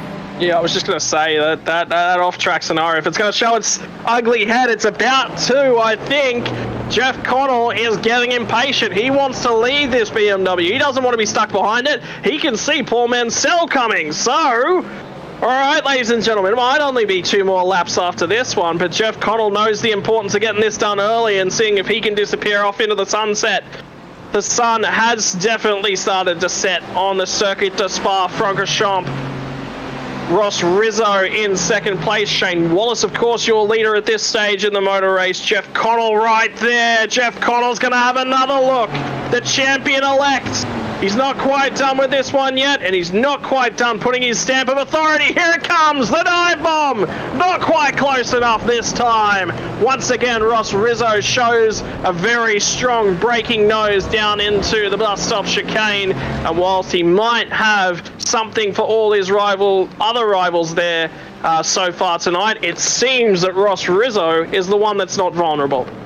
There's a battle just behind Luke Turner and John Merritt are battling it out as well. Another BMW Mercedes fight going on. John Merritt is right on the back of Luke Turner, but it's hard to know which battle to follow at the moment because there's so many on track. Again, these guys giving us some fantastic action, giving us some great things to commentate on. It always helps us out and makes our jobs a lot easier. Let's get back here to Matt Andrews, Adam Funslow and Daniel Webster. Of course, Daniel Webster, we believe, currently leading the Amateur Championship as well, battling away in this grouping here. And these guys have been doing this for a lap or two and watching while we've been looking up at the front as well. So quite close right throughout the field. John Merritt has made the move on Luke Turner, got ahead of that BMW down Kemmel Straight, made a nice braking move into Lacombe and made that move, but Turner is not wanting to give that position up. He's not wanting to leave there, and he wants to get back up there slowly to get a good top 5 finish at least. Something else to consider is I actually think Ross Rizzo, if he finishes where he is and Luke Turner stays where he is, I think there's a chance that Ross Rizzo might jump Luke Turner in the championship standings at the last as well. So Shane Wallace will certainly lead us off tonight. Could that be the difference? If you take Shane Wallace out of the mix, we'll have to do the math at the end of the race as well and see whether that's another story that needs to be told. 2 minutes and 6 seconds remaining on the clock. That, to me, says that there will be a white flag waved in the air the next time that Shane Wallace rides down the pit straight. So what a performance from him. He's been strong all night, saved a bunch of fuel, and managed to drive off into the French sunset. The Belgian sunset. There we go. They'll get that one out of the vocal cords once more. Jeff Connell looking strong, looks at the dive bomb.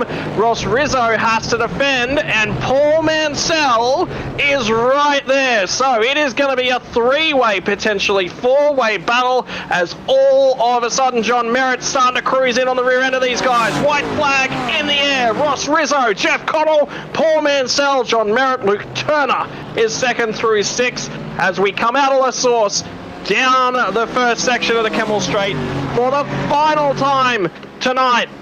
And for the final time this season, I think that is Tim Audie that's just run through the pit lane as well. Either he's a splash and dash short or he's had to serve his drive-through penalty as well. Question marks over Ross Rizzo's head if there will be a post-race penalty, but Connell is coming. I don't think he's quite close enough. He's not going to be able to send it down there. Last of the late breakers won't be late enough to get a move done, and now all of a sudden he's going to start defending. The tyres, they've had it. They've been on these cars for 70 minutes at this point. Sorry, 69 minutes and 30 seconds. They are worn. These guys are struggling to get the cars to turn in this time. We've got 3/4 of a lap left to run, and Shane Wallace is gone. Ross Rizzo, though, has got 4 cars in his rearview mirror, and John Merritt says, I've saved up a few extra pieces of candy. It's time to cash them in. Does Jeff Connell think that? Is he going to have a big run through Pouon? And the answer is no. He's not going to really exude track limits. All of a sudden, Ross Rizzo runs a little bit wide as his tyres start to expire.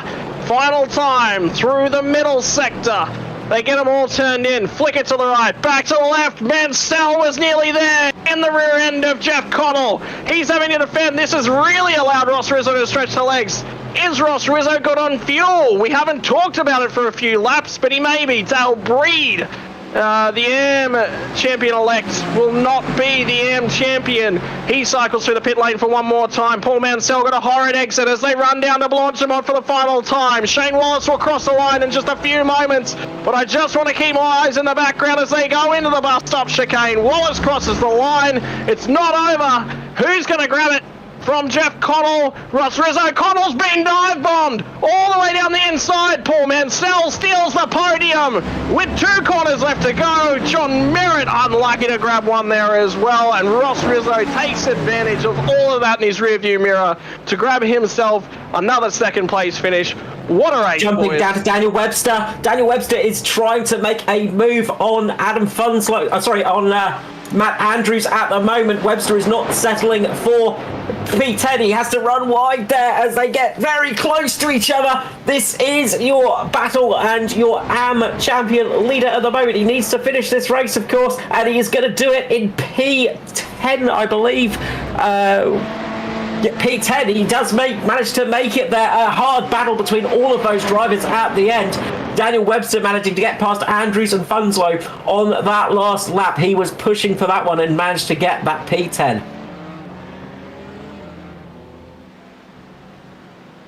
What a race, boys. What a season. What a series. Maverick Benson's going to crawl home here in P16 with more cars in his rearview mirror as well. But I tell you what, it has not been an easy season. And I tell you, if you're looking for action out on track, have a look at that last lap. Have a look at the battles right up and down the grid. There was, everywhere you looked out on track, I don't think I saw a single car off and running on their own, which is exactly what you want if you're a series organizer like this. Very much so. Got to say, been a heartbreak for Dale Breed. Unfortunate tonight, getting caught up in that incident. Coming into the round with the championship lead, but it is not over until it's over. So unfortunate for him to finish down there in what's going to be 24th position, just ahead of Carglione. Matt Carglione is going to be a little bit further down. He's just coming home for the final time, battling Phil Orty at the moment. So there's still battles out on the track. It's not over yet, even though there are cars celebrating like it is. But Carlione's just going to get that 25th position at the end of this one. A tough race for him. Dale Breed is going to crawl home as well, just behind him in 26th position. Well, what a finish. Yeah. What a finish to a season. Well, I don't know. There's so much to cover there. Probably a fitting end to the season with the battle there with Connell, Rizzo, Mansell, John Merritt getting involved at the end there. Just indicative of how close this whole thing has been the whole way through. I mean, that's just it, you know. And you talk about the battles at the front, but for my liking, the battles right throughout the field, even when things got quiet up front, there was always a battle pack of at least 4 cars at some point throughout the field in every race of the season, even at the Nürburgring, at the Nordschleife. Like, there was not even a free moment on an 8-minute lap. the amount of races and things that I broadcast these days, Ozpass just puts it together week in, week out, and we all say, oh yeah, at the start of the broadcast, we're going to have our Tuesday nights back for a couple of weeks. I'm actually going to be kind of sad because like this is actually the highlight of my week right here. Well, the good news is we will be back, obviously, next season. Just waiting for the drivers to jump into the green room as well. We've got Ross Rizzo there. I don't think Shane Wallace will be joining us, but we've got Ross Rizzo waiting for Paul Mansell to come in. Jeff Cottle jogging on the spot in the green room. We'll get him in as well as champion, I believe, for this season. So we'll get him in for a chat and as well grab Daniel Webster in too. So just waiting for them to come in. In fact, we might grab Jeff in now because he can give us a bit of insight into that battle that he had basically all race long. Welcome, Jeff, to the booth. Thanks for having me. So we'll grab you in. Congratulations, champion, we believe, for season 3. And wouldn't be any other way to bring home the championship than a race-long battle with the man who joins us as well, Ross Rizzo, in the combox. A great drive from you guys all race long. Thanks, mate. Yeah, it was a fun race. It didn't really go my way, but it was good fun.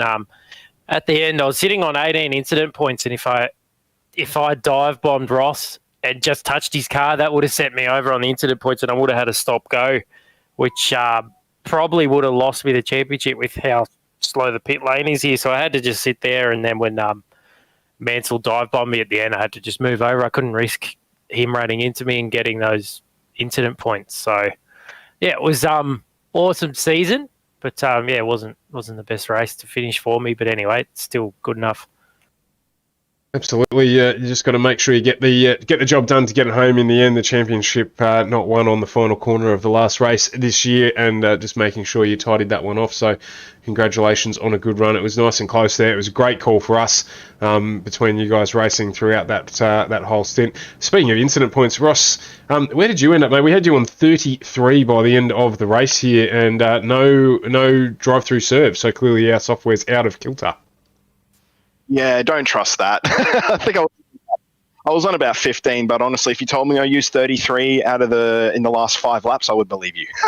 I was using the track limits to because the car's understeer just started to become unbearable. I don't know how Luke was dealing with it because he was driving like a madman tonight, but I had to abuse the track limits a little bit to try and keep with Jeff and co. They were just so much quicker.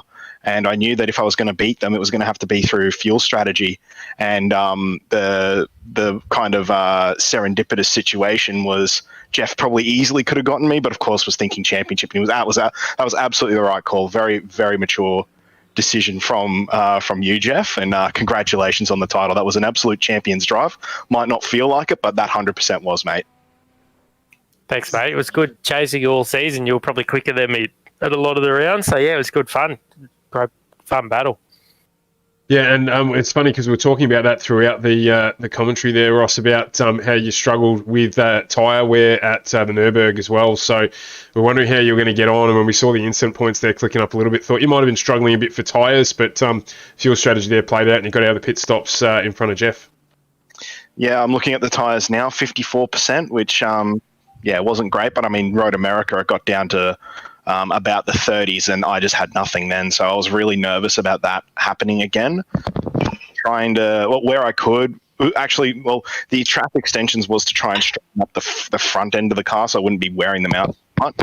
And I think that worked. I'm not sure how Luke and the rest of the BMW drivers felt on the front end, but it was better than Road America, but still not great. Well, you still managed to bring it home in second, and a fantastic drive from you all night. We were saying again how close it is in the series. Even qualifying, we had Merc, BMW, Ferrari, and again we finished with Merc, BMW, and Ferrari. So a fitting end to a fantastic season here. Congratulations, Ross, on your run through the series. Get you to just drop the sponsors on us if you can, and then we'll move on and have a quick chat with Daniel Webster. Thanks very much to you guys at FGM eCast for the series and the series sponsors, Bridgestone Select, 93 PC, Oh God, I don't have the one them in front of me. If you can help me out in there, Stu, again, sorry. But most of all, big congrats to Jeff on the championship. And has Daniel taken out the M championship, or did that go to Dale? No, we believe it has gone to Daniel at the end there. Dale just getting caught up, unfortunately, in another event. And he's finished down in 26th position. So we believe Daniel has taken that out. Commiserations to Dale. That'll be a hard one to kind of live down, but big congrats to Dan Webster on the AM championship. Absolutely, and Jeff, no, obviously you run the Batmobile, which we've duly dubbed, but congratulations to you. Anyone of note you want to say hi to? The biggest thing, just thanks to guys that have run the series. Obviously Ross and Luke and everyone for the good battles. It was so much fun racing those guys and clean the whole time. So yeah, thanks to them for good battles and awesome fun. But yeah, thanks to the sponsors, Simrigs, 93 PC, FGM Ecast, HJ Plant Repairs, than any of the sponsors I missed. And yeah, also just Sam, Matt, the guys that run the series, the parity was pretty close the whole time and closer than I've ever seen before. So that made it awesome fun with the 3 different cars. And it was just good fun. I'm pretty surprised. It started off as an amateur and ended up getting moved up. And yeah, I pretty much am an amateur. I jump on a couple of times a week. I got some pretty basic gear, but these guys made it a lot of fun. So yeah, thanks to them. Can I just get you to confirm, Jeff, that I was talking to a few guys prior to the start of the stream, and I told every single one of them that you run on a Logitech wheel and pedals, and that no, he doesn't. No way in anything that he would be running on a Logitech set of gear. Yeah, send a photo if you like. It's Logitech G29 wheel and pedals. I just walked in the JB and bought them one day, and told them a fib how cheap I could get it, and they agreed to do it and sold it to me cheap. And that's it. That's definitely Logitech gear. I got a 34-inch screen, single screen. Just GT Art seat and frame. But yeah, no, definitely the Logitech gear. Just proves that you don't need to spend $1 million to be quick. You just need some talent, and certainly plenty of that coming out of the Batmobile. Jeff Connell, series champion. Congratulations again. And looking forward to seeing you back next season. Hopefully that's the early mail you gave me in the chat there. So looking forward to seeing you back next season to defend the title in season 4.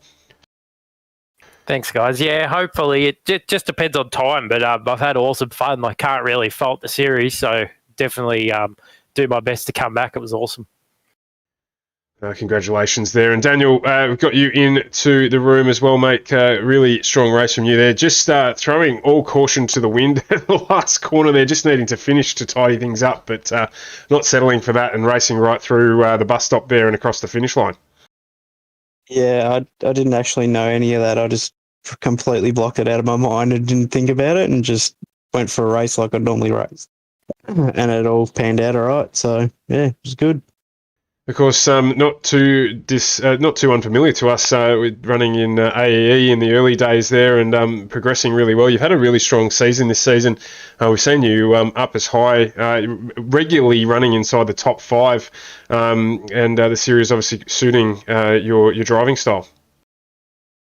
Yeah, it's been a good series from the start. Just the cars generally are good. And good balance. The guys have done an awesome job getting the balance right, the BOP right, and yeah, it's just a good group of guys and no one really causes any trouble and it's good fun. Certainly, and it's been a hallmark of this season 3, just how close everything's been, and definitely how everything's been in terms of parity. I think I was just chuckling there, just reflecting on the race that finished in pitch black as I looked at Sam's name in the Discord, and there's been lots of highlights throughout the season. I'm going to try and piece something together there, but certainly a strong result for you, and congratulations. Anyone you want to give a shout out to, mate? My wife for letting me race while she puts the kids to bed, and Racing Image, and all the sponsors: Bridgestone Select, HJ Plant Repairs, Simrigs, 93 PC, and Sam and Cardo for doing all the work setting up the series. It's been really good, and I look forward to it every week. Yeah, And you guys for broadcasting it. It's really good. Thank you. Makes our Tuesday nights evenings pretty easy, mate, when you guys put on the show you do. Before I hand over to Sam and Maddie, because we probably won't get the mic back once Maddie jumps on it, big shout out to those two blokes, Maddie and Sam. I don't think there's ever a time where I look at the Discord where they aren't in the chat room on the AusPro-Am Sim Series Discord. And no doubt that means they're working on the setups, which take ages to do each week, and they get them really, really close each week. Not to mention the points and all the other administration that goes on in the background, the commentary notes that Sam gives to us each week to make our lives a little bit easier. You guys certainly have put on one heck of a show in Season 3, so congratulations to both of you and to the drivers as well, who equally back up all your hard work with nice, clean racing. And as I think Daniel, in fact, I think all the guys echoed there, no real punch-ons with the drivers, and things like that can happen in these series as they develop, but the drivers here all know how to push hard without pushing one another off the track, and it's really, really great to see a series like this come on in leaps and bounds. So to both of you, congratulations. And Sam, Maddie, what have you got to say for yourselves? I'd take offence to that. Do you? Oh, well, I don't. No. You guys won't get the mic back. Yeah, I do tend to talk a bit, don't I, Stu? No, which is fine, but you generally give us a monologue, and we like the monologue, so you get it all. You get it all out, and then you move on, and so we'll hand the mic over. It's all good. Yeah, 100%. You gotta explain it exactly how it happened, the events leading up to it, all that.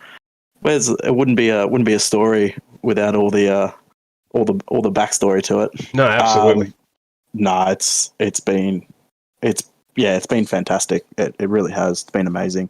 Honestly, I can't thank Sam enough. Sam has really done the hard yards with everything. I like to think of myself as as maybe the voice and the personality behind things, but Sam is just the genius behind all this. I definitely can't do it without him.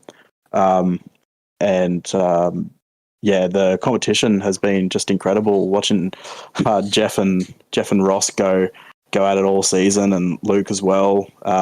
It's just been awesome. The battles have just been so close, and the respect given by 99.9% of the competitors has been mega. Everyone's really put a lot of effort into it, which has been awesome. And just super keen to keep growing, keep building, and see where Season 4 takes us. I just want to thank you guys at FGM Ecast for their amazing support, and Carl and Scott for the commentary, and yourself for commentary too, Stu, and obviously Bridgestone Select, 93PC, HJ Plant Repairs, Simrigs, all these awesome guys jumping on and helping out. It's not possible without them. And again, massive thanks to all the competitors, and a massive shout out to Sam. He's outdone himself. Guy's a bloody legend. So thank you, Sam. I've got anything to add to that at all. Absolutely spot on, mate. And Sam, over to you. Thanks, Cardo. That's nice. And look, at the end of the day, just trying to put on a good series. And the really fun part of the season for me has actually been the last sort of 3 or 4 weeks. And what I mean by that is I've been working hard on Season 4. Been working on obviously material, graphics, a calendar, some tweaks to the regs.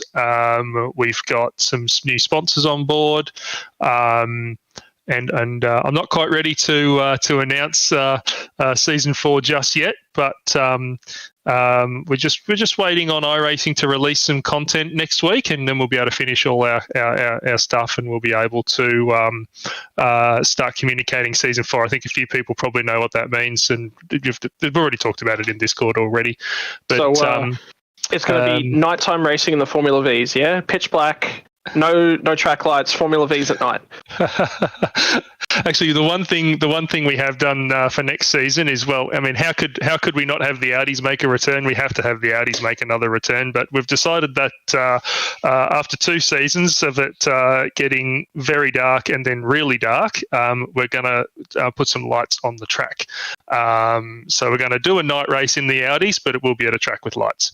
So that will be part of the calendar next season.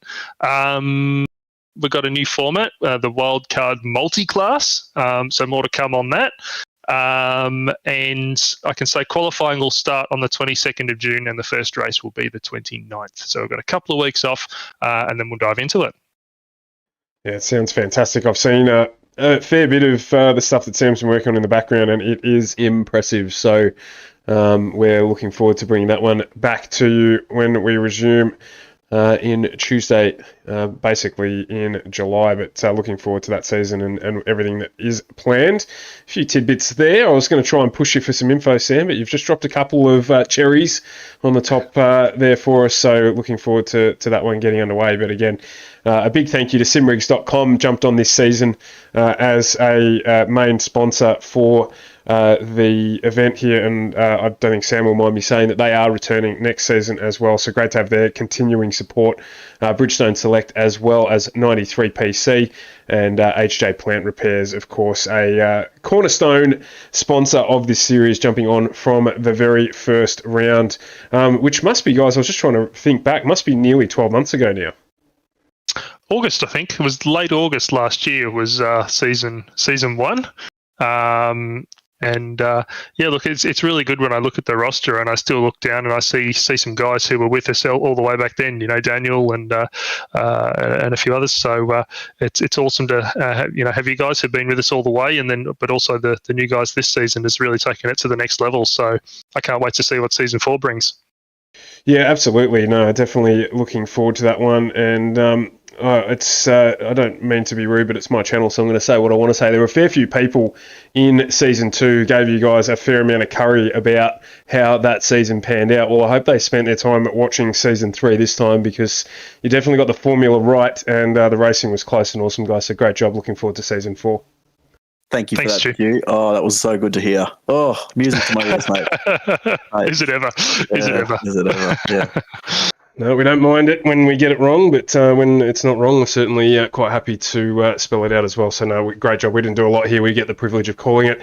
And also, Scotty, in this enduring love fest that we've created at the end of this stream, Scotty and Carla, big thank you to you guys as well. You volunteer your time, and that never goes unnoticed. I can't do this all by myself. I'm actually sick tonight, and I didn't think I was going to be able to talk the whole way through, but of course I've proven myself wrong, but it doesn't happen without your support as well. So thank you both very much for jumping on the stream as always and supporting us through this one.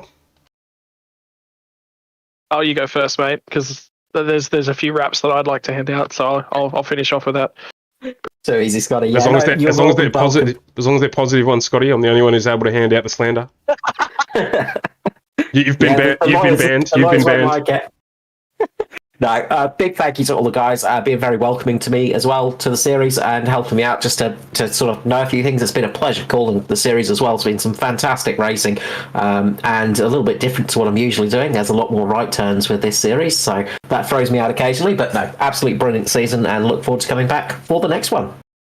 Yeah, I was basically just going to ditto pretty much exactly what Stu said in terms of things. Like, even the thing about this league, and I commentate. I think I've commentated 7 or 8 different leagues now, and the thing that there's this league and there's one other league that have got the same sort of vibe to it, and those are my favorite 2 leagues to broadcast, because the racing is always close.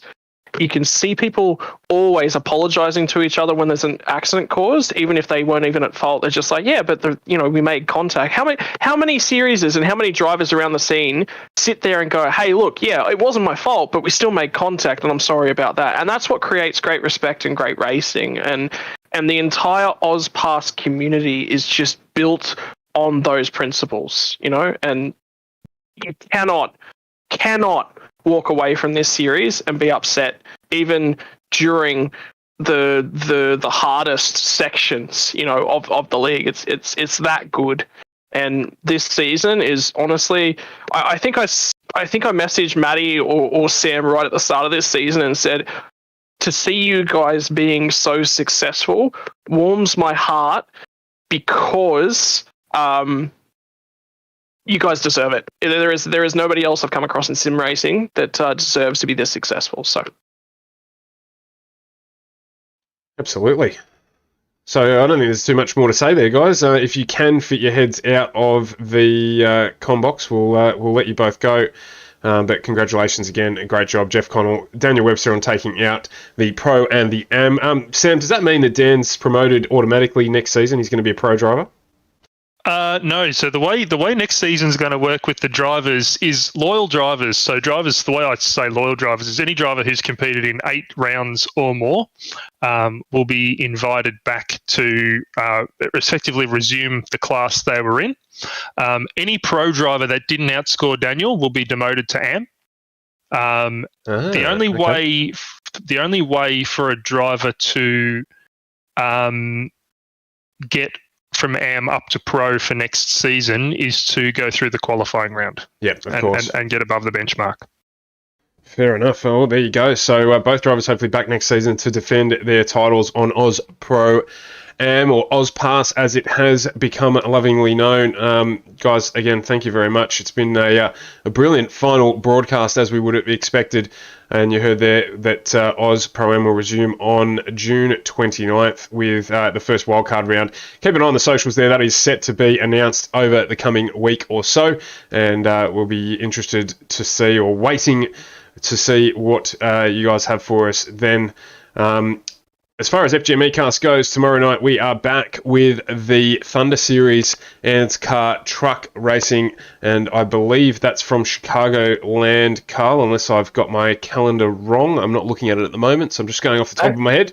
We've got the Xfinities at Chicagoland. Beautiful. Nice hilly, nice banked circuit, so it's going to be an interesting one. And then after that, we are off to everybody's favourite track for the 3rd of June at Sonoma. Everybody is so happy about that one. So 45 laps at Sonoma for the Cup Series this week. So everybody is waiting with that one with bated breath and excited for that, I'm sure.